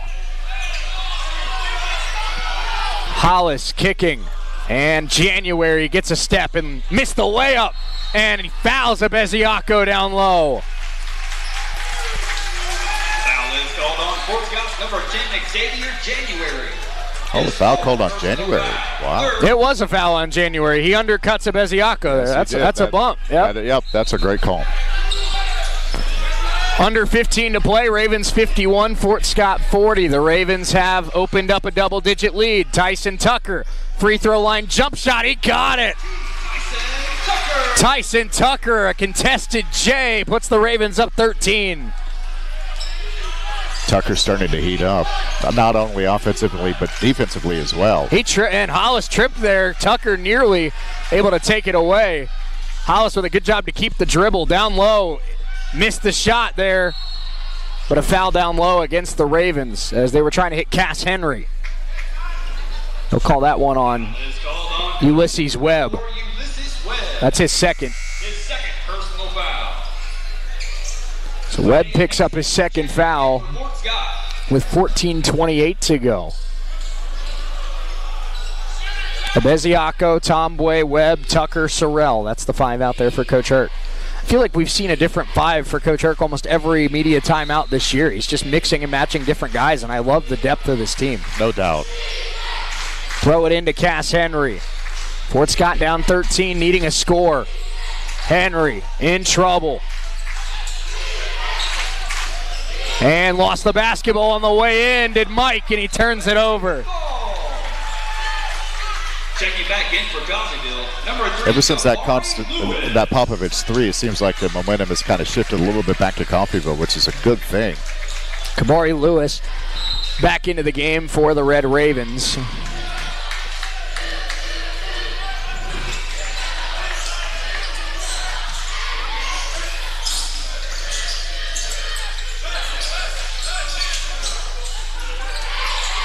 Driving kick, Lewis kicking again. Sorrell straight on 3, short.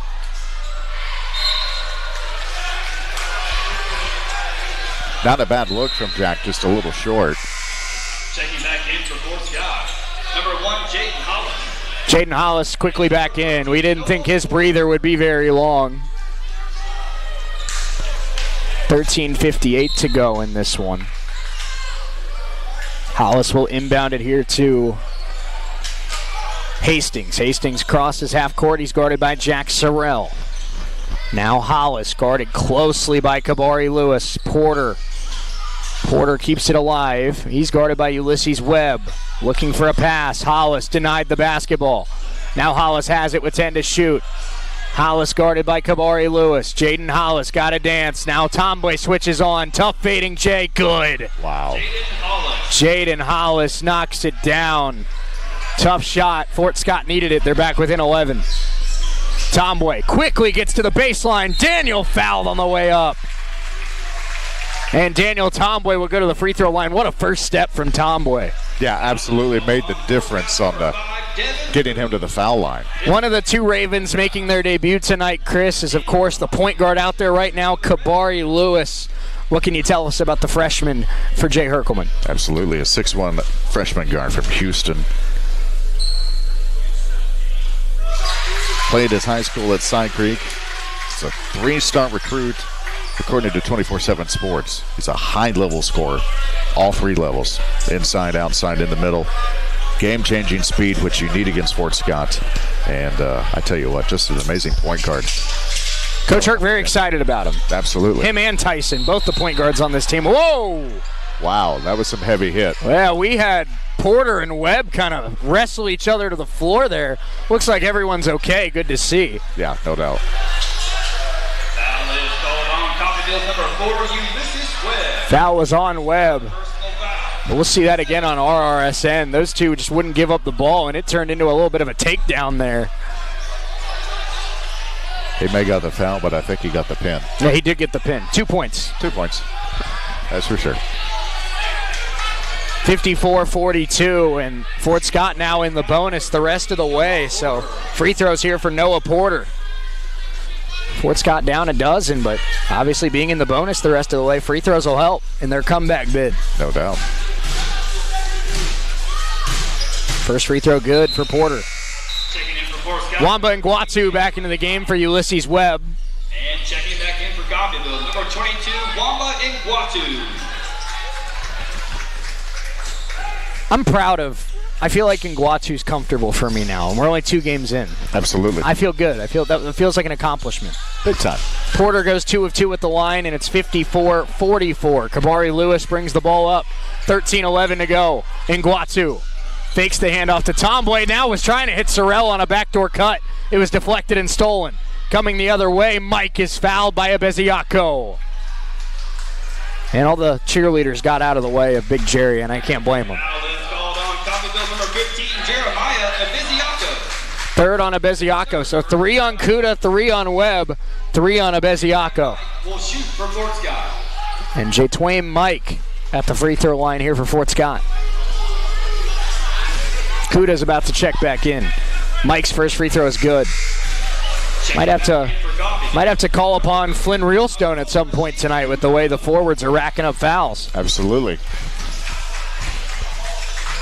Flynn had 3 points in his Red Raven debut on Saturday.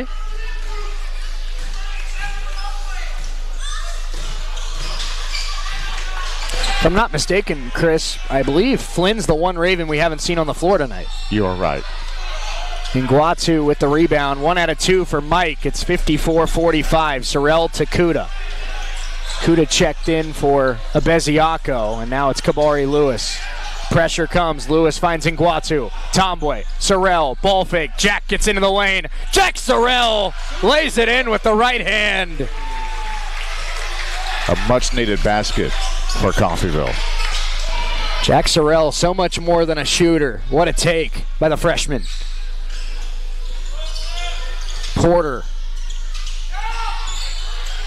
Devin Boone misses the shot. Rebound Daniel Tomboy. Ravens want to run. Kabari Lewis slows it down on the wing. Goes down low to Wamba and Nguatu. Pass to Tomboy. Stays in bounds. Sorrell, they work it around the perimeter. Kabari, top of the key. Crossover move. Kabari Lewis inside. Got it! Kabari Lewis lays it in. Ravens by 13 with under 12 to go. Talk about being able to score in all 3 levels. A great drive and a great down low shot. Cass Henry, they missed a travel right there, and now Porter has it wrestled away, got it back, throws up a wild shot and missed it. Kuda the rebound. Finds Wamba, finds Kabari, sends the 3, and missed it off the back of the iron.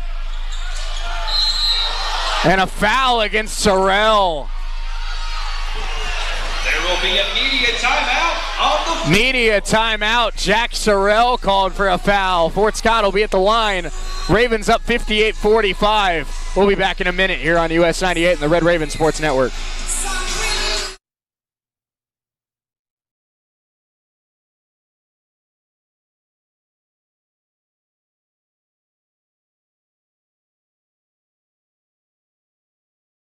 and experienced medical staff, caring medical professionals, and a 24-hour emergency room staffed with emergency medicine physicians. We are people you know and healthcare you trust. For more information, visit our website, crmcinc.org.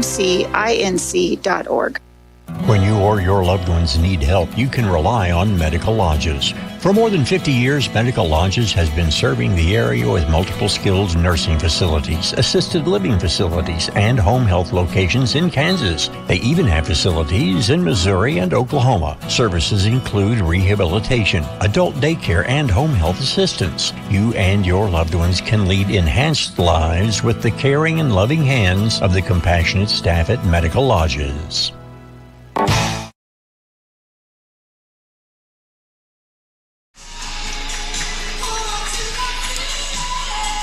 Jack Sorrell, Kabari Lewis with a pair of big buckets. Ravens lead at 58-45 with 11:31 to go, but free throws coming for Fort Scott after a foul against Sorrell was called before the media timeout.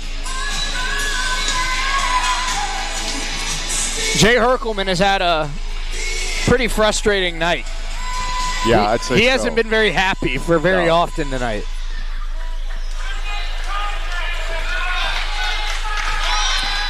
Free throw for Porter is good. You'd think the Ravens were down 30 the way Coach Herc is pacing up and down the floor. Absolutely, but I mean, that's what, when you win 767 games, that's what it takes. Yeah, that's true. You want perfection out there.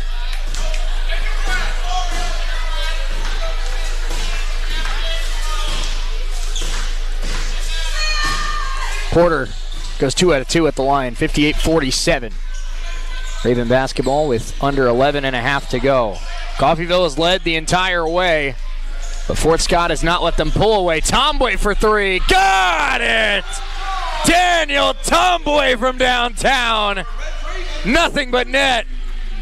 Huge 3. 61-47. Porter guarded by Kuda. Hollis backs up. Kuda switches on. Hollis lost the basketball. Sorrell was able to knock it free. They unable to find Porter, and it's wrestled away by Jack Sorrell. Ravens get a stop. They have the ball, leading by 14. 14, their largest lead of the night. Kuda, blocking foul against the Greyhounds. That'll be on number 3, Jatwain Mike. Jatwain Mike. His first personal foul. I don't know about you, Shay. Every time Kuda has the ball and a whistle is blown, it makes me nervous, just based on what we've seen. I bet it makes Rasheed nervous. I'll bet. He goes, they got a double team. Kuda up and no. Tomboy on the glass, fouled. They might be the best duo in the Jayhawk, the way they complement each other. No doubt. The way Kuda can clean up Tomboy, the way Tomboy can clean up Kuda. There might not be a better 1-2 punch in this conference. Yeah, I can't argue with that a bit.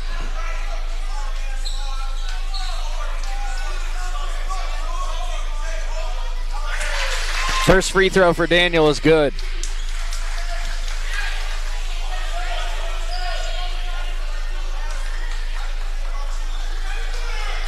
One more free throw for Tomboy, who now has 11 points tonight.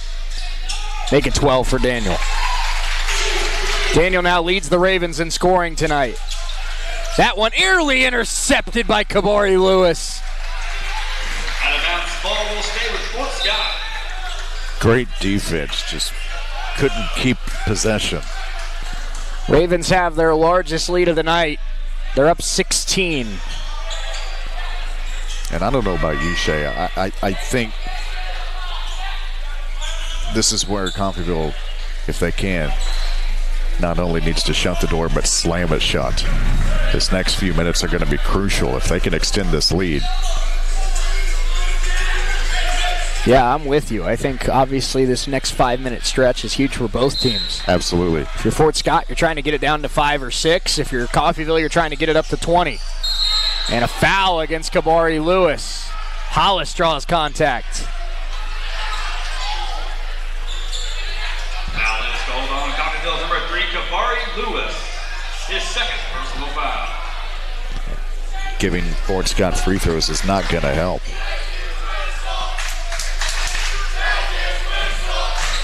Number 1, Jaden Hollis will shoot for Fort Scott. Jaden Hollis at the free throw line, and the student section chants phantom whistle. I did hear that one. First free throw is good. Great crowd tonight here at Nellis Hall. Absolutely. Every game in Coffeyville is a big one. Hollis goes 2 out of 2 at 63-49. Kabori Lewis brings it up. Wamba Nguatu. Now Sorrell. 10:20 to go. Ravens lead it by 14. Kabori. Screen from Kuda. Kabori fading. Jump shot is off. Sorrell right there to clean it up. Jack Sorrell again. Huge offensive rebound. I don't know how he came. It's just an acrobatic, athletic move to get that rebound and to put it back. Hollis. Lewis stays in front of him. They move it around. Mike. Guarded by Sorrell. Porter going at Nguatu. Cass Henry for 3. Good. Big bucket there for Fort Scott. 65-52 with 9:40 to go. Kabori tries to answer for 3, and that one off. Got his own rebound. Lewis trying to get going, but he lost the basketball. Coming the other way and laying it in is Devin Boone. Devin Boone. They will not go quietly, Chris. No, they won't. 9:20 to go. Ravens 65, Fort Scott 54. Number 8 team in the nation being tested tonight. Kabori Lewis. In his first game as a Raven. Rashid Kuda down low. Kuda a little bit short. Tipped around, taken by Hollis. Tyson Tucker moves to the scorer's table. Fort Scott can get back within 10. Henry again for 3.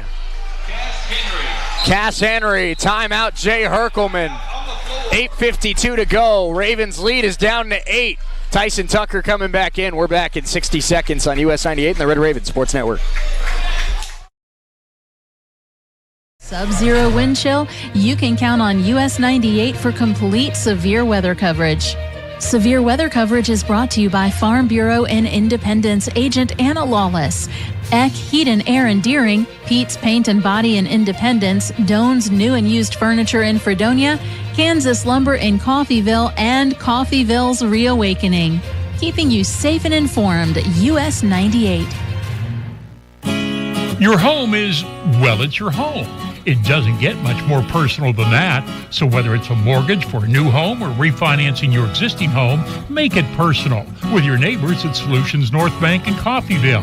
With the convenience of online applications and the personal touch of talking to someone who cares about your needs, Solutions North Bank makes it personal. Experience the SNB way. Solutions North Bank in Coffeyville.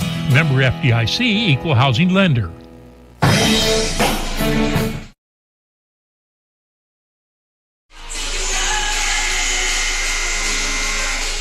65-57. Red Ravens lead it by 8 with 8:52 to go. Shaney Chris Freund alongside with you here on US 98 and the Red Ravens Sports Network. Number 8 team in the nation has been pushed tonight. Fort Scott, they've trailed by as much as 16, Chris, but most of this game has been played between 5 and 10. And it's felt like really for the majority of this game that Fort Scott's on that one run away from making this real interesting, and now here they are on a little 8-0 run to get back within 8. Coffeyville's got to respond. Oh yeah, absolutely, they have to respond. This is the time they got to put the gas all the way down to the floor and just go. Tyson Tucker, step back jump shot, tough shot, he can't get it, out of bounds. Coffeyville ball.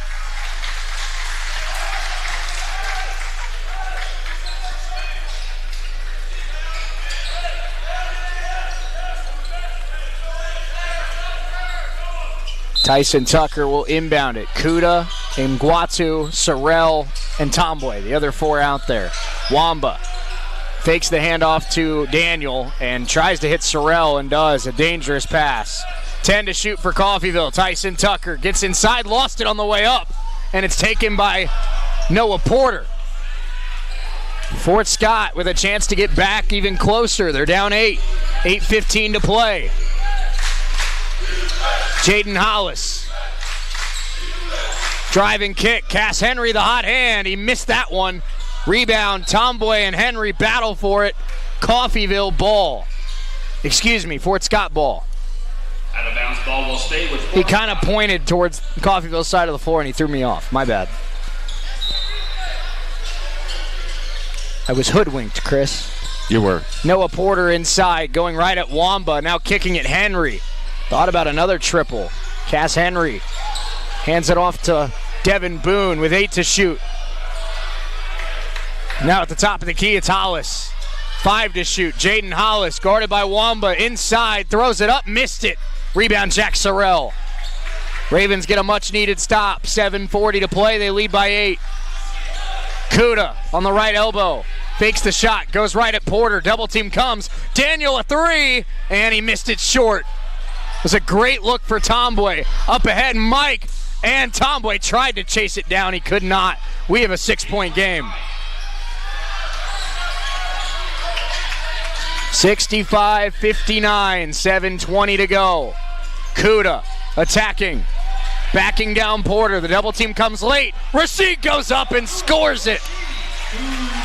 Huge bucket for Kuda. 1-on-1, you don't stand a chance. Henry on the other end.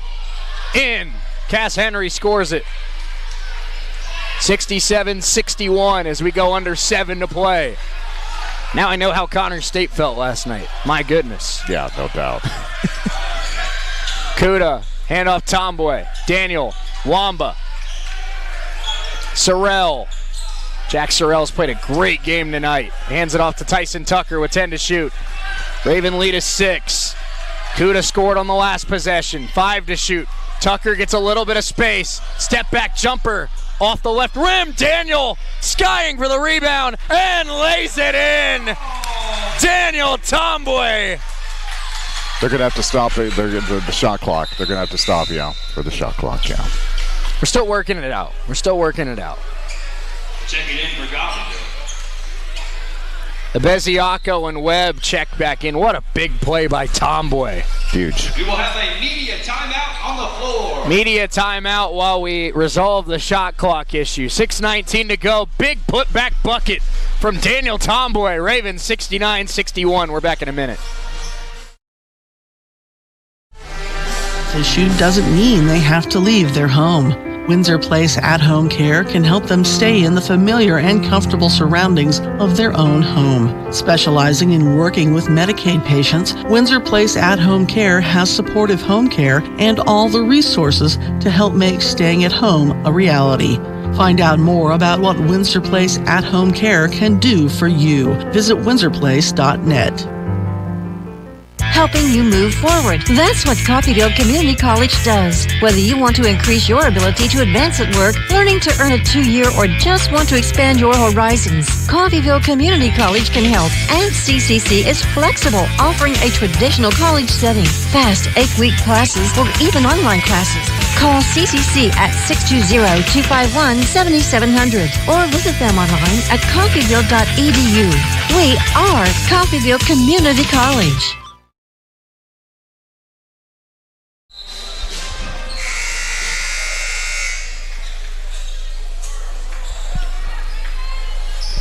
Red Ravens by 8 after a big putback score by Daniel Tomboy. Shane Eel, Chris Freund alongside with you. 6:19 to go.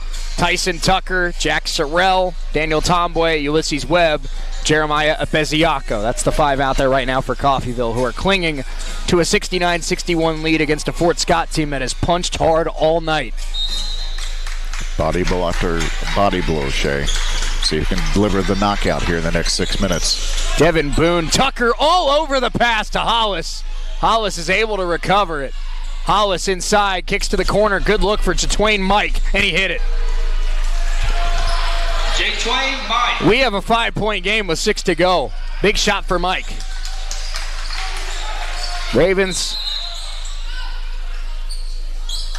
What happened there? The shot clock didn't start. Oh.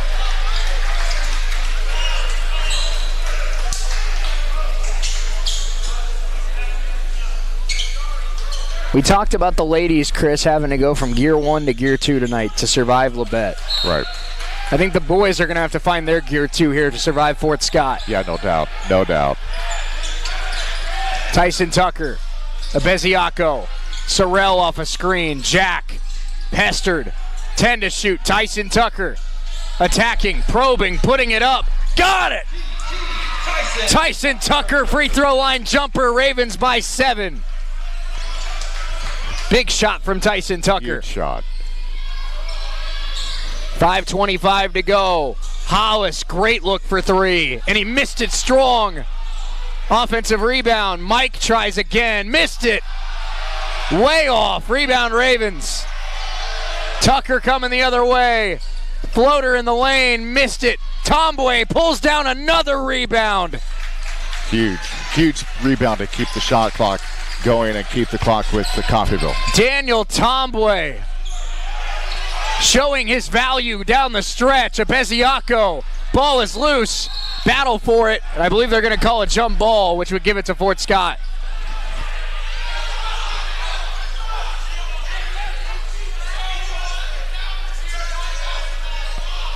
And clean the bodies off the floor. Goodness.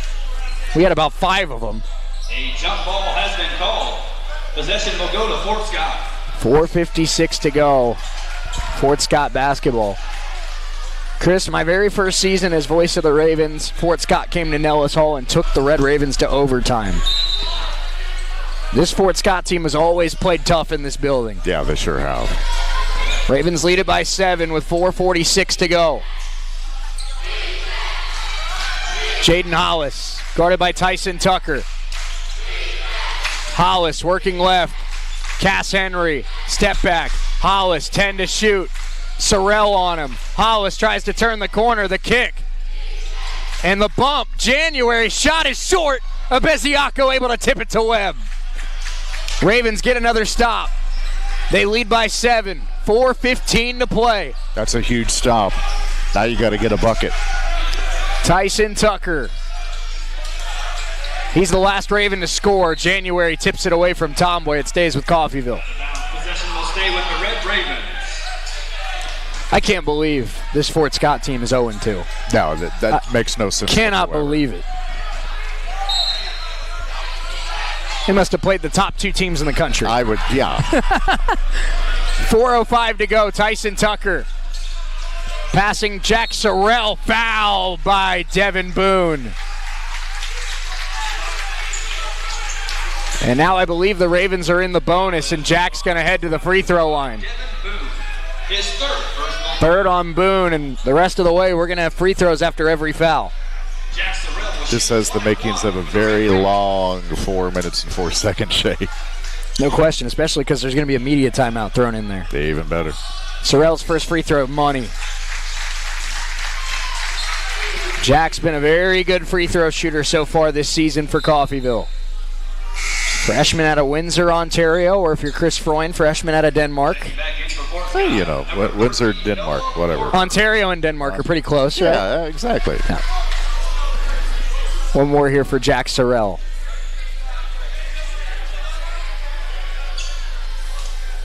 Trying to put the Ravens up 9. And he does. 2 huge free throws to put the lead back at 9. Hollis has the basketball. We go under 4 to go. Ravens leading by 9. The number 8 team in the nation trying to survive against a very tough Fort Scott offense. That one thrown away. Webb takes it, trying to hit Abeziaco, and what a recovery by Fort Scott.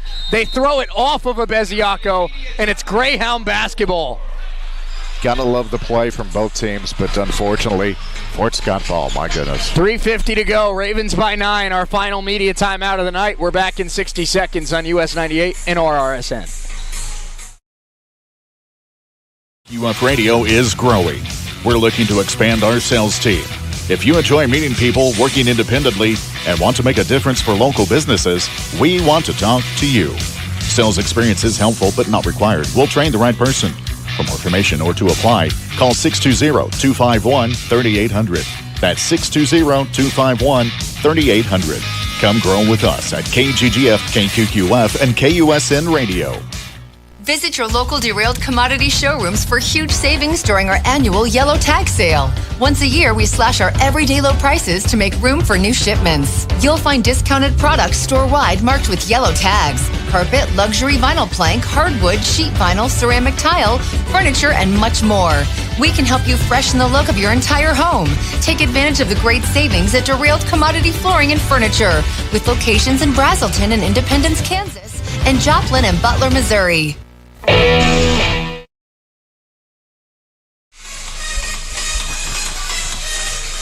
3:50 to play. Red Ravens 73, Fort Scott 64. As Timmy Trumpet gets Nellis Hall on their feet. He's good at that. Yeah, he is. He is. Greyhound basketball. Jaden Hollis will bring it up. 3:43 to play. Tyson Tucker, Ulysses Webb, Jeremiah Abeziaco, Daniel Tomboy, Jack Sorrell. That's the 5 out there for Coffeyville. Devin Boone trying to get it to Noah Porter, and that'll be a foul on Webb, his 4th. Porter will go to the line. Foul is called on Coffeyville's number 4, Ulysses Webb. That'll be his 4th personal foul. So 4th foul on Webb. Do we see potentially Wamba and Guatu return? First free throw for Porter. Good.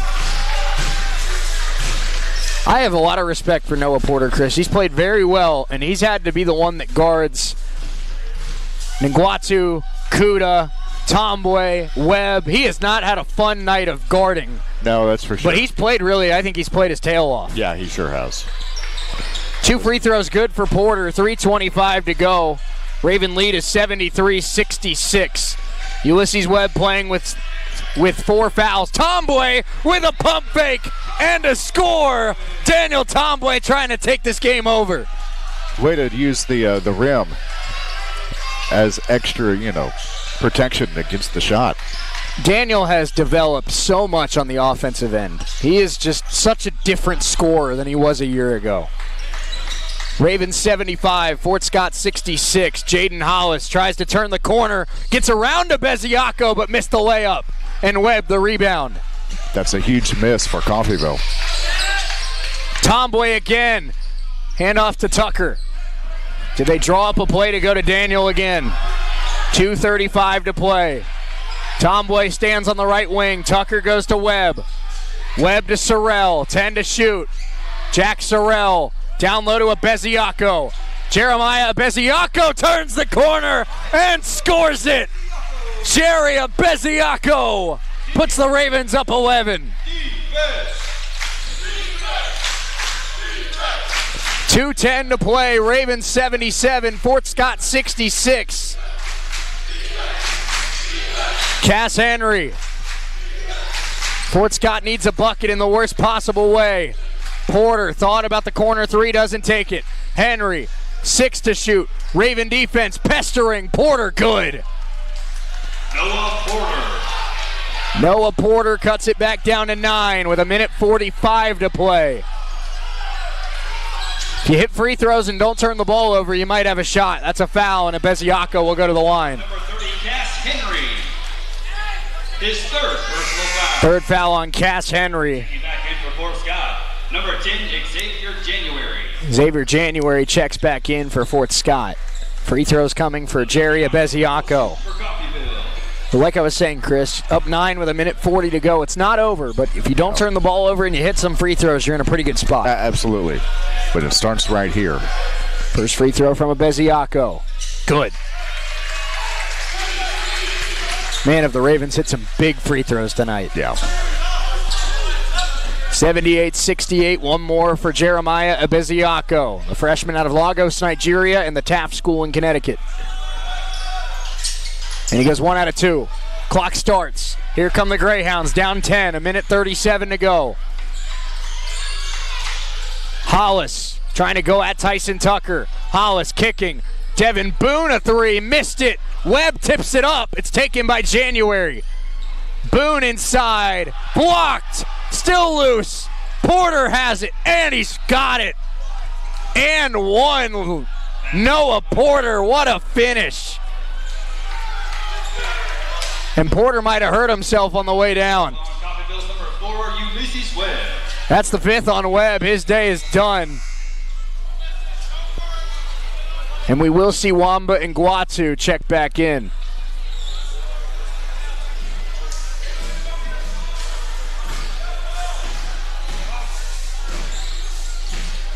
So Webb's day comes to an end with 1:21 to go, and the return of Nguatu. Checking in for Coffeyville, number 22, Wamba Nguatu.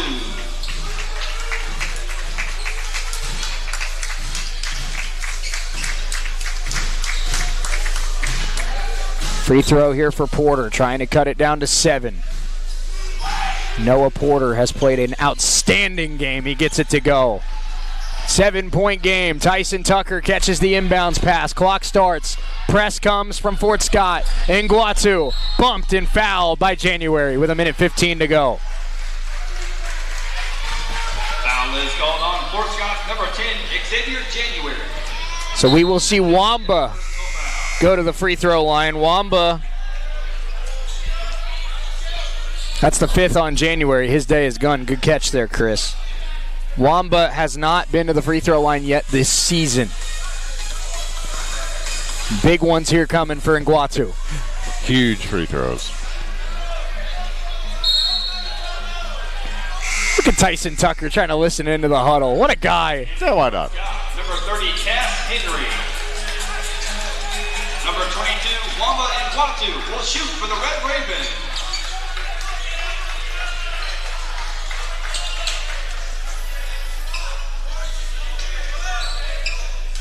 First free throw here for Wamba. This is a big one.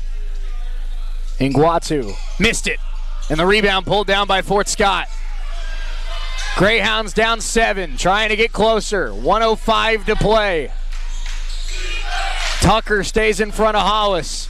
Hollis spinning into the lane, in trouble, finds a cutting Boone. He missed the shot, but a foul is called. Jay Herkelman is flabbergasted.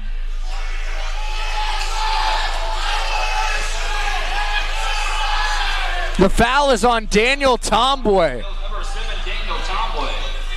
Daniel just wants to know what he did. That's straight up, Chris. That is straight up. I don't get that a bit. Devin Boone will shoot for Fort Scott. So Devin Boone goes to the free throw line with 58 seconds to go after the 3rd foul on Daniel Tomboy. First one for Boone, good. 78-72.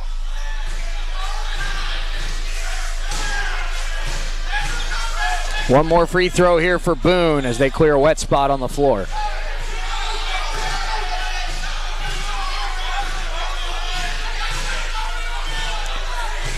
Devin Boone, a sophomore out of Dallas, Texas. Trying to cut it down to 5 with one more free throw.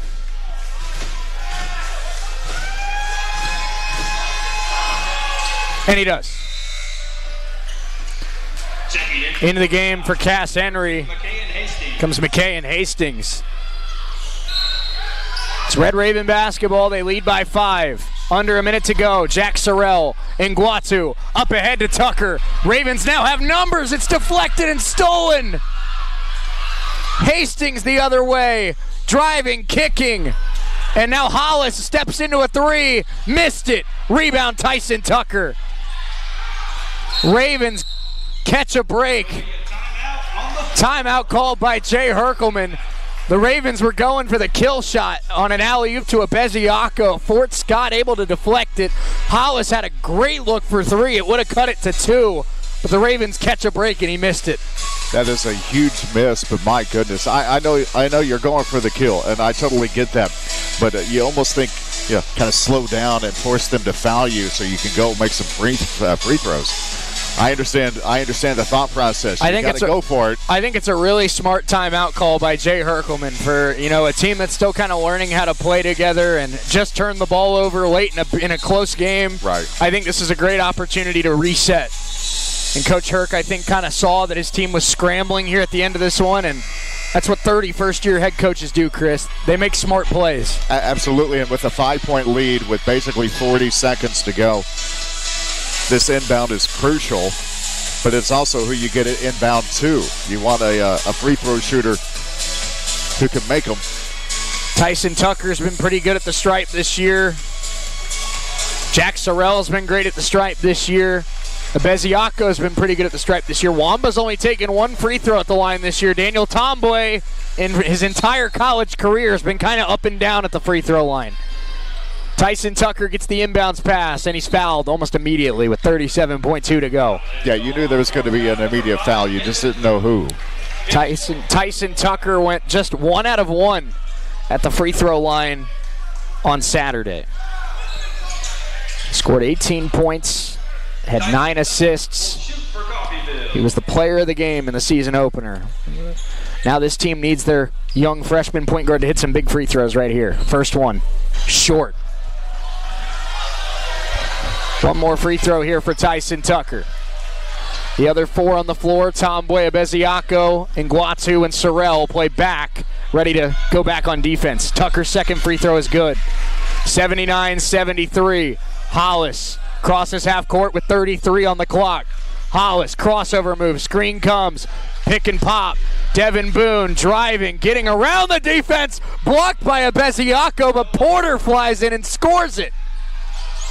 And Tucker fouled again, 22.8 to go, 79-75. More free throws coming for Tyson Tucker. Good. What a pass. Wow, my goodness. That went towards the band. Nice catch by the drummer. It's always the drummer. It is, of course. He's so cool. Got to have the hands, man. He's got rhythm. He does. Tyson Tucker, 2 shots. First one, good.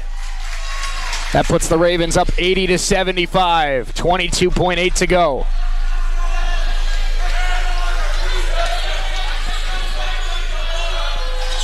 One out of 2.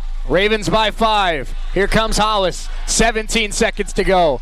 Don't foul if you're the Raven defense. Hollis, pick and pop. Hastings a 3 and missed it. Rebound, Porter wrestled away by Tomboy, and he's fouled with 9 seconds to go. I can't believe Porter pulled that down, but Tomboy able to take it away, and Daniel will go to the free throw line. Foul is called on Fort Scott's number 3, Jay Swain Mike.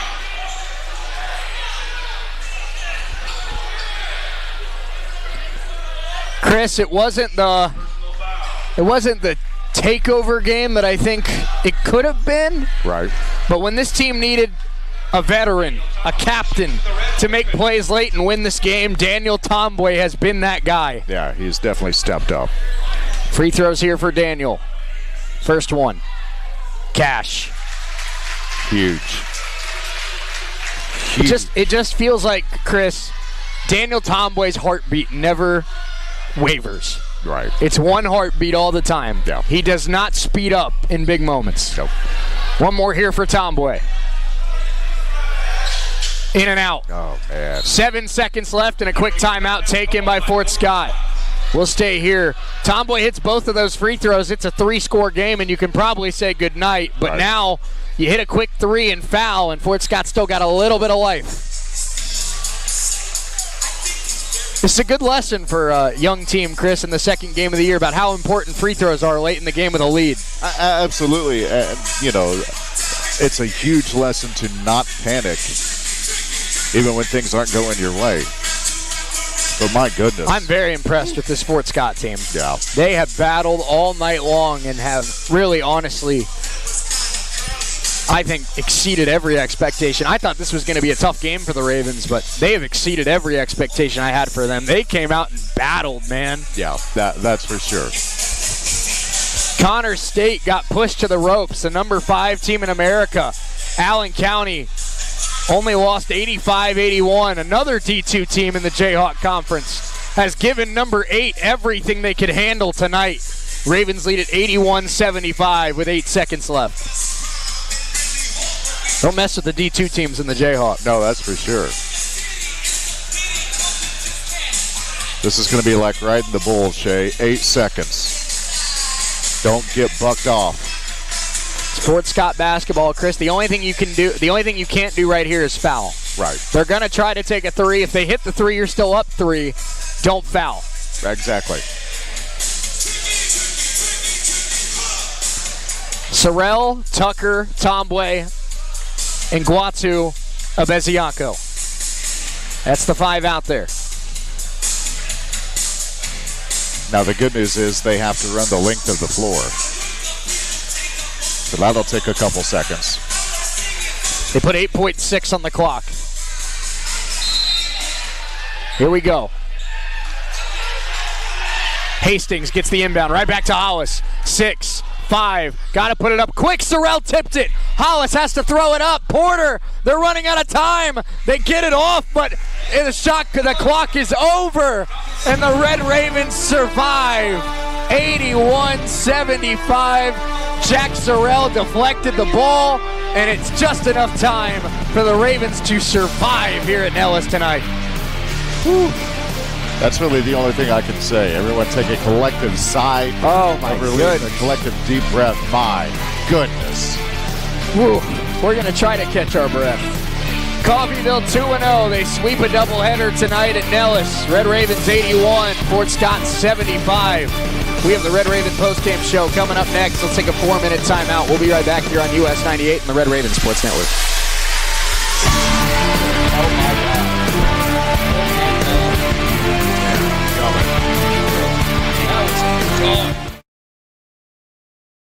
Creating opportunities that keep our best and brightest right here at home. When we invest in our schools, we invest in our children's dreams and our city's tomorrow. That's why I'm proud to serve this incredible community and work alongside families who believe in excellence. I am Dr. Craig Carell, proud superintendent of Coffeyville's Public Schools. In a life-threatening emergency, physicians matter. That's why at Coffeyville Regional Medical Center, we staff our emergency room with emergency medicine physicians 24 hours a day, 7 days a week. ER physicians at CRMC have access to general surgeons, specialists, medical imaging, lab services, and the technology needed in an emergency, all right here. If you are faced with a life-threatening emergency, insist on the best and say, "Take me to CRMC." Does your business need radio communications facilities? KCD Towers has tower space available. They can meet your needs in Chautauqua, Montgomery, and Labette counties in southeast Kansas, and Osage, Washington, and Nowata counties in northeast Oklahoma, with expanded coverage across the area. Tower space for cellular or two-way communications? Let's talk. Call Kevin Potter, 918-336-1001, or go online to bartlesvilleradio.com and click on Rent Tower Space under the Contact tab. Start your communications outreach today. When you or your loved ones need help, you can rely on Medical Lodges. For more than 50 years, Medical Lodges has been serving the area with multiple skilled nursing facilities, assisted living facilities, and home health locations in Kansas. They even have facilities in Missouri and Oklahoma. Services include rehabilitation, adult daycare, and home health assistance. You and your loved ones can lead enhanced lives with the caring and loving hands of the compassionate staff at Medical Lodges. Community involvement. It's more than just a slogan at Solutions North Bank in Coffeyville. It's what we live. We're there supporting and cheering on your kids' teams. We're there in the trenches with you at work, offering real financial solutions to your company. We're there as members in the same social and civic organizations that you are. We're family. Experience the SNB way. Solutions North Bank in Coffeyville. Member FDIC. Peace of mind. That's what you get when you or a family member can stay in your home when health issues arise. Windsor Place at-home care makes staying at home possible. Whether it's a disability, aging, or illness, Windsor Place at-home care has the staff and resources to properly support you in the comfort and familiarity of your own home. Specializing in working with Medicaid patients, providing in-home support and care, Windsor Place at-home care is there for you. Find out more, visit windsorplace.net. Now, keeping up to date is easy, no matter where you are. Equity Bank brings you KGGF text alerts, severe weather, sports scores, breaking local news. They're all as close as your phone with KGGF text alerts. It's easy to sign up. Just go to kggfradio.com, follow the link for text alerts, and select your options. Keep up to date anytime, anywhere with KGGF text alerts powered by Equity Bank. Helping you move forward. That's what Coffeyville Community College does. Whether you want to increase your ability to advance at work, learning to earn a 2-year, or just want to expand your horizons, Coffeyville Community College can help. And CCC is flexible, offering a traditional college setting, fast 8-week classes, or even online classes.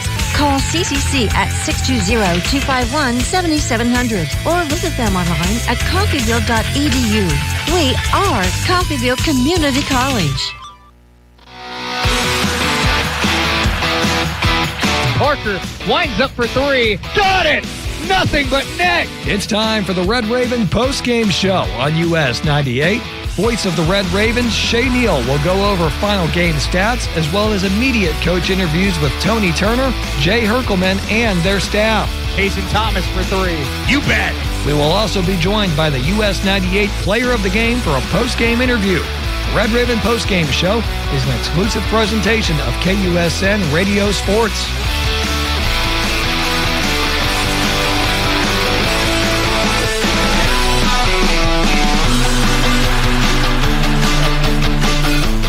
$81-75. Coffeyville comes away with a hard-fought victory over Fort Scott. Thank you, Chris. I wasn't paying attention. Goodness gracious. Hey, turn them up a little bit. Hang on, Dirk. We got to take to you here in a second. All right, now you know how it goes. Let's go, Red Ravens. Night-night, folks. Did you catch your breath yet, Dirk? No. Us either. Good luck. Oh, my goodness. Oh, yeah. Life of Dirk Andrews, man. It doesn't stop. Doesn't stop. 81-75. Red Ravens get a win here at Nellis Hall. Let's go over final stats here tonight. The Fort Scott Greyhounds, 36% from the floor, 21% from 3, 77% at the line. Red Ravens, 47% from the floor, 25% from 3, 61% at the line.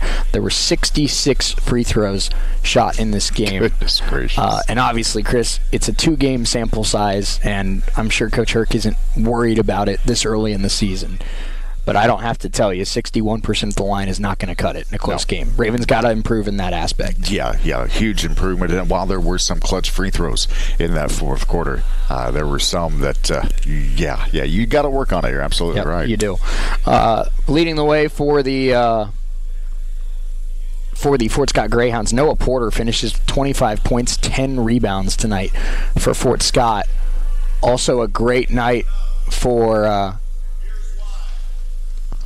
I see. He's not talking to me. 25 points, 10 rebounds for Noah Porter, 16 for Jaden Hollis. Ravens do hold the Fort Scott leading scorer under his season average. 13 tonight for Case Henry, and 11 tonight for Devin Boone. Leading the way for the Red Ravens tonight, Daniel Tomboy, 18 points, 10 rebounds.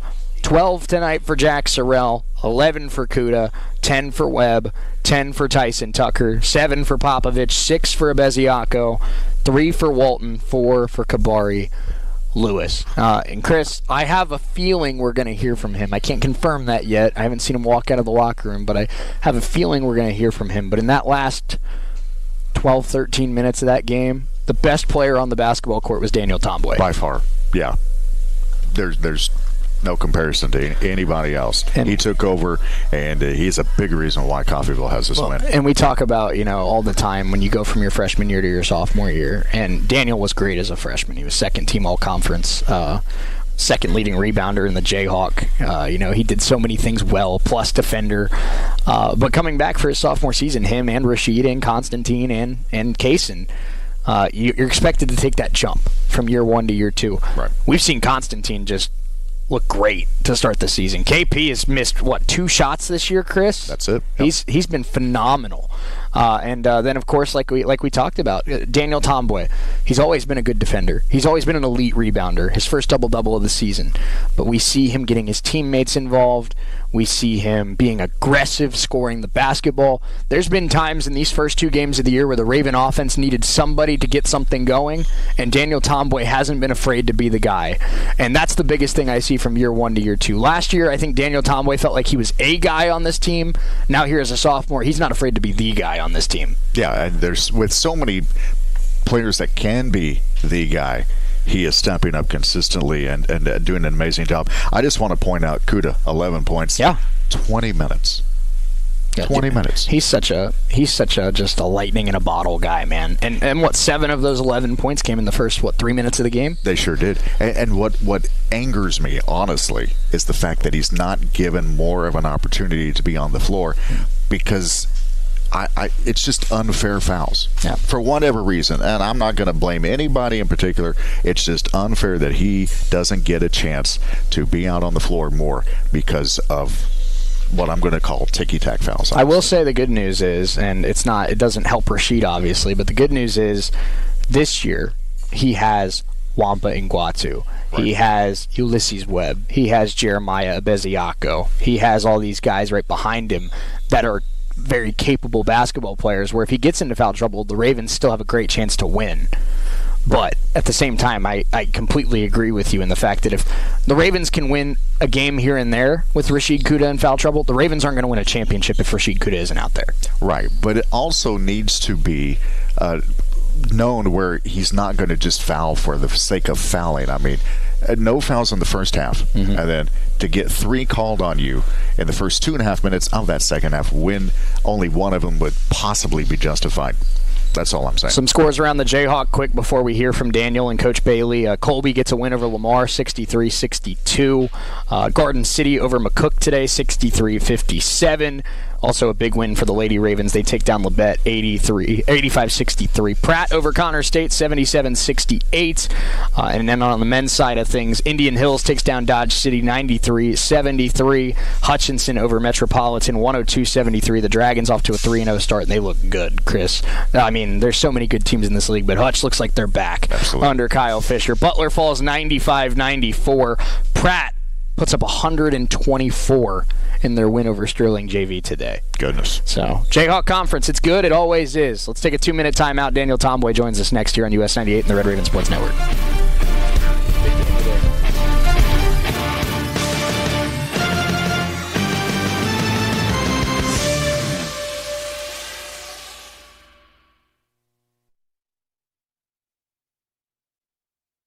Once a year, we slash our everyday low prices to make room for new shipments. You'll find discounted products store-wide marked with yellow tags. Carpet, luxury vinyl plank, hardwood, sheet vinyl, ceramic tile, furniture, and much more. We can help you freshen the look of your entire home. Take advantage of the great savings at Derailed Commodity Flooring and Furniture, with locations in Brazelton and Independence, Kansas, and Joplin and Butler, Missouri. Education is the foundation of our community's future. Every day, our teachers, staff, and students work together to build something extraordinary right here in Coffeyville. From our innovative programs to our championship teams, we're creating opportunities that keep our best and brightest right here at home. When we invest in our schools, we invest in our children's dreams and our city's tomorrow. That's why I'm proud to serve this incredible community and work alongside families who believe in excellence. I am Dr. Craig Carell, proud superintendent of Coffeyville's Public Schools. When you choose Coffeyville Regional Medical Center, our dedicated team of surgeons, anesthesia, nurses, and other medical professionals are focused on you and your health. Our board-certified general surgeons provide expert surgical care close to home. From a routine colonoscopy to a life-saving mastectomy, the general surgeons at CRMC are equipped to handle many types of surgical procedures. For more information, call CRMC Medical Group at 620-252-1639. When you or your loved ones need help, you can rely on Medical Lodges. For more than 50 years, Medical Lodges has been serving the area with multiple skilled nursing facilities, assisted living facilities, and home health locations in Kansas. They even have facilities in Missouri and Oklahoma. Services include rehabilitation, adult daycare, and home health assistance. You and your loved ones can lead enhanced lives with the caring and loving hands of the compassionate staff at Medical Lodges.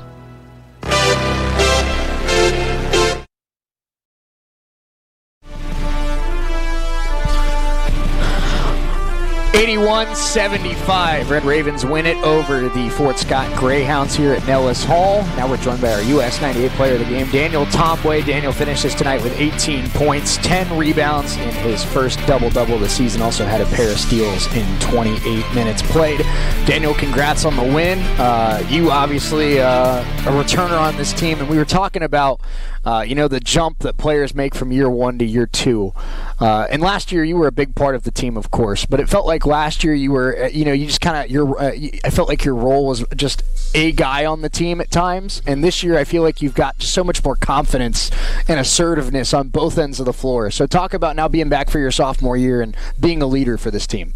Yeah, I'm just ready to play. Like last year I was at the 4, and then now coach switched my role to a wing. Mm-hmm. So I feel like I have a chip on my shoulder now, so I got to prove it. Well, let's talk about that. Obviously, Coach Herc moved you out to the small forward spot, and I know you've been working hard on your three-point shot. You started shooting some more threes in the second half of last season, but you're a guy that can hit jump shots. You hit a 3 tonight, but now having kind of more of a scoring role and more of a perimeter role versus a post role. Talk about some of the changes that have gone into that.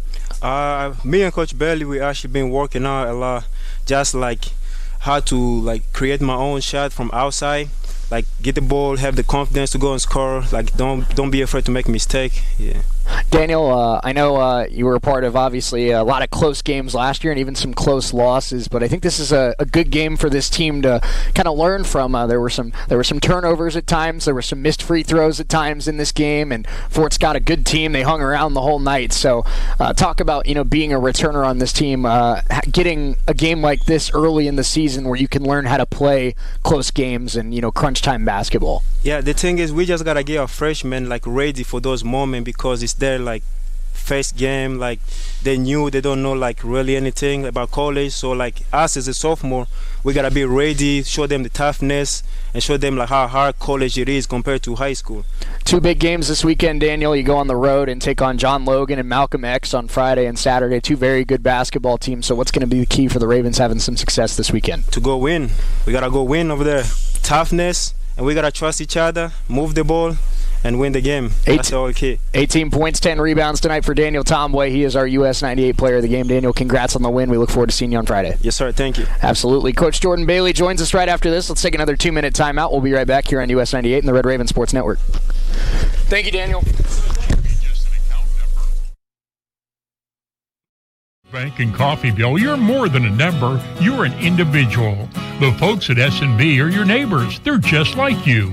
We understand whether it's individual or business, you have your own unique needs in a bank, and we're here to serve those needs. Neighbors serving neighbors. Experience the S&B way. Solutions North Bank in Coffeyville. Member FDIC.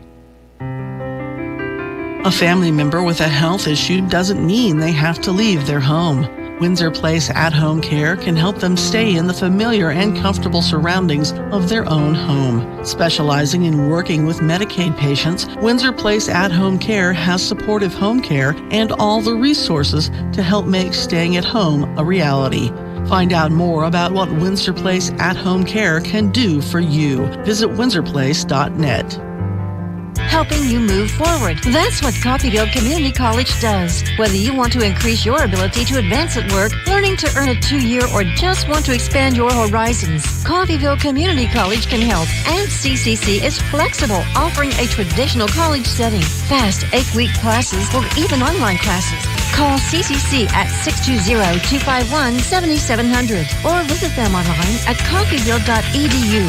We are Coffeyville Community College.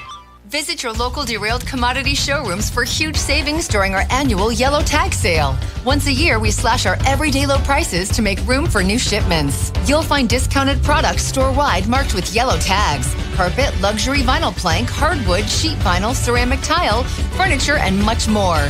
We can help you freshen the look of your entire home.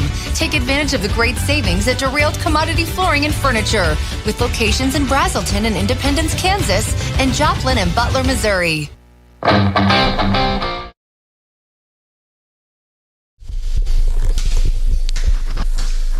Red Ravens win it 81-75 here against the Fort Scott Greyhounds and sweep a doubleheader here at Nellis Hall. Shane Neal, Chris Freund now joined by assistant coach Jordan Bailey here to wrap up tonight's action. And coach, like we talked about with Daniel, this Fort Scott team, very scrappy. They gave you a very tough fight tonight. But I think, when Jayhawk Conference play starts, there's going to be close games every single night. And I think, if in the second game of the season you're learning how important free throws are and how important key rebounds are and key defensive stops are and managing a shot clock with the lead are, these are good lessons to learn before conference play starts. No question. And man, before we get into that, though, how great was that student section? Oh, my goodness. I mean, they were killing it all night. Those poor bleachers, I think we're going to have to replace those about 10 years earlier than we thought we would, because they're going to be, I don't know if they'll survive this season the way those guys were jumping up and down.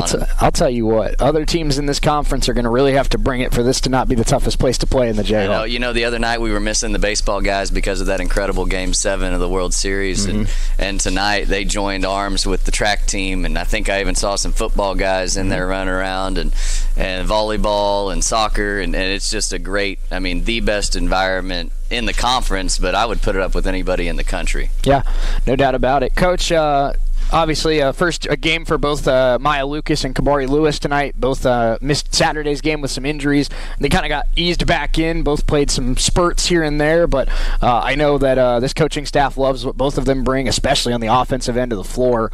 So now to have two extra guys that can help this team go on a nightly basis is huge. Yeah, we talked a little bit about them the other night. Obviously, having them back in the fold helps just the depth that we talked about.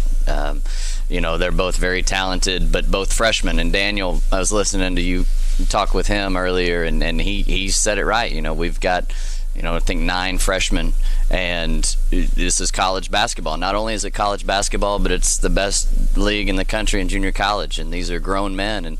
And the lessons that we learned, heard you guys talking, the lessons that we learned in this game, to be able to learn those lessons and get a win is, you can't take that away. You watch New Orleans, TCU learned some lessons last night getting beat by New Orleans, and there's guys all over the country that are losing early season games they shouldn't lose because they had to learn lessons. And so thankful to learn lessons and get the W, and we'll get better. We've got 2 big games this weekend coming up, and so we'll learn from this and move on. A guy that we talked about a little bit on Saturday, but I've just been so impressed with him in the first 2 games of the season, is Jack Sorrell. He is a great shooter. He's hit some big free throws for this team tonight, but he flies into the paint. He's a great rebounder for a guard.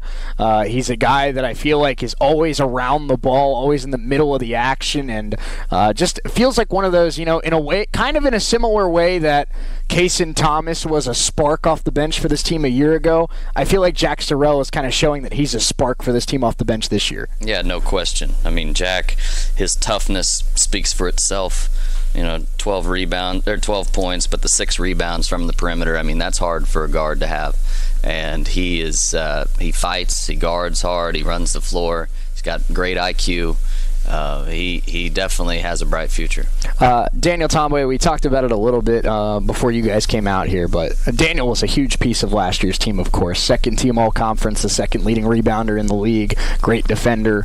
Daniel was a sensational player last season, but I think one of the areas that I've really seen Daniel progress the most is going from a guy that I think felt like he was just a guy on last year's team to, Coach, we've seen now in each of the first 2 games of the year, there's stretches where this basketball team needs somebody to go make a play, especially tonight. And Daniel Tomboy is not afraid to be the guy that goes and makes a play. His development in terms of confidence, in terms of maturity on the court, we're seeing a guy go from a good player to a star. Yeah, I'd just like for him to do it in the first half too, and not just the second half. No, but Daniel, that's part of the maturation process for him. He had a good freshman year. He filled his role. You guys talked about it. His role was a little different last year than what it is this year positionally. But he's got a bright future, and as he continues to figure out how to get to his spots and create for himself on the perimeter, I think that'll even take him higher. Absolutely. You do what you got to do. Go 2-0 here at Nellis to start the season, but now you go on the road for a little action this weekend and take on two very good basketball teams. John Logan on Friday, Malcolm X on Saturday. Obviously, this team has done a lot of things good this season, but what's going to be that next step as you kind of progress forward and play the two best teams you played all year? Yeah, I mean, that's just like you said. That's the next step. First road trip. Even though we're not playing Indian Hills, we're playing on somebody else's court, and so have to get used to playing on the road, and it hits us right in the face on Friday night. John A. Logan, I think 20th team in the country, and know that coaching staff and know that program well, and they're going to be ready to play, and so we've got to correct some things. Obviously, one of those being free throw shooting, but we got to correct some things here in the next couple days and be ready to go to war Friday and Saturday. Red Ravens 81-75 over the Fort Scott Greyhounds tonight, and a 2-0 night at Nellis Hall. Always fun to go to bed with a 2-0 night at Nellis. Big thank you to Andrew Elrod. Big thank you to Scott Maples back in the studio. Big thank you to you, Chris, always helping out here on the broadcast. I'm Shane Neal saying so long from Nellis Hall. Final score tonight, 81-75. We'll be back in action. The Lady Ravens playing in the Beeson Classic this weekend, Friday night against Southeastern Community College, Saturday against Connors State. You can catch that right here on US 98 and RRSN. Have a great rest of your night. We'll talk to you next time.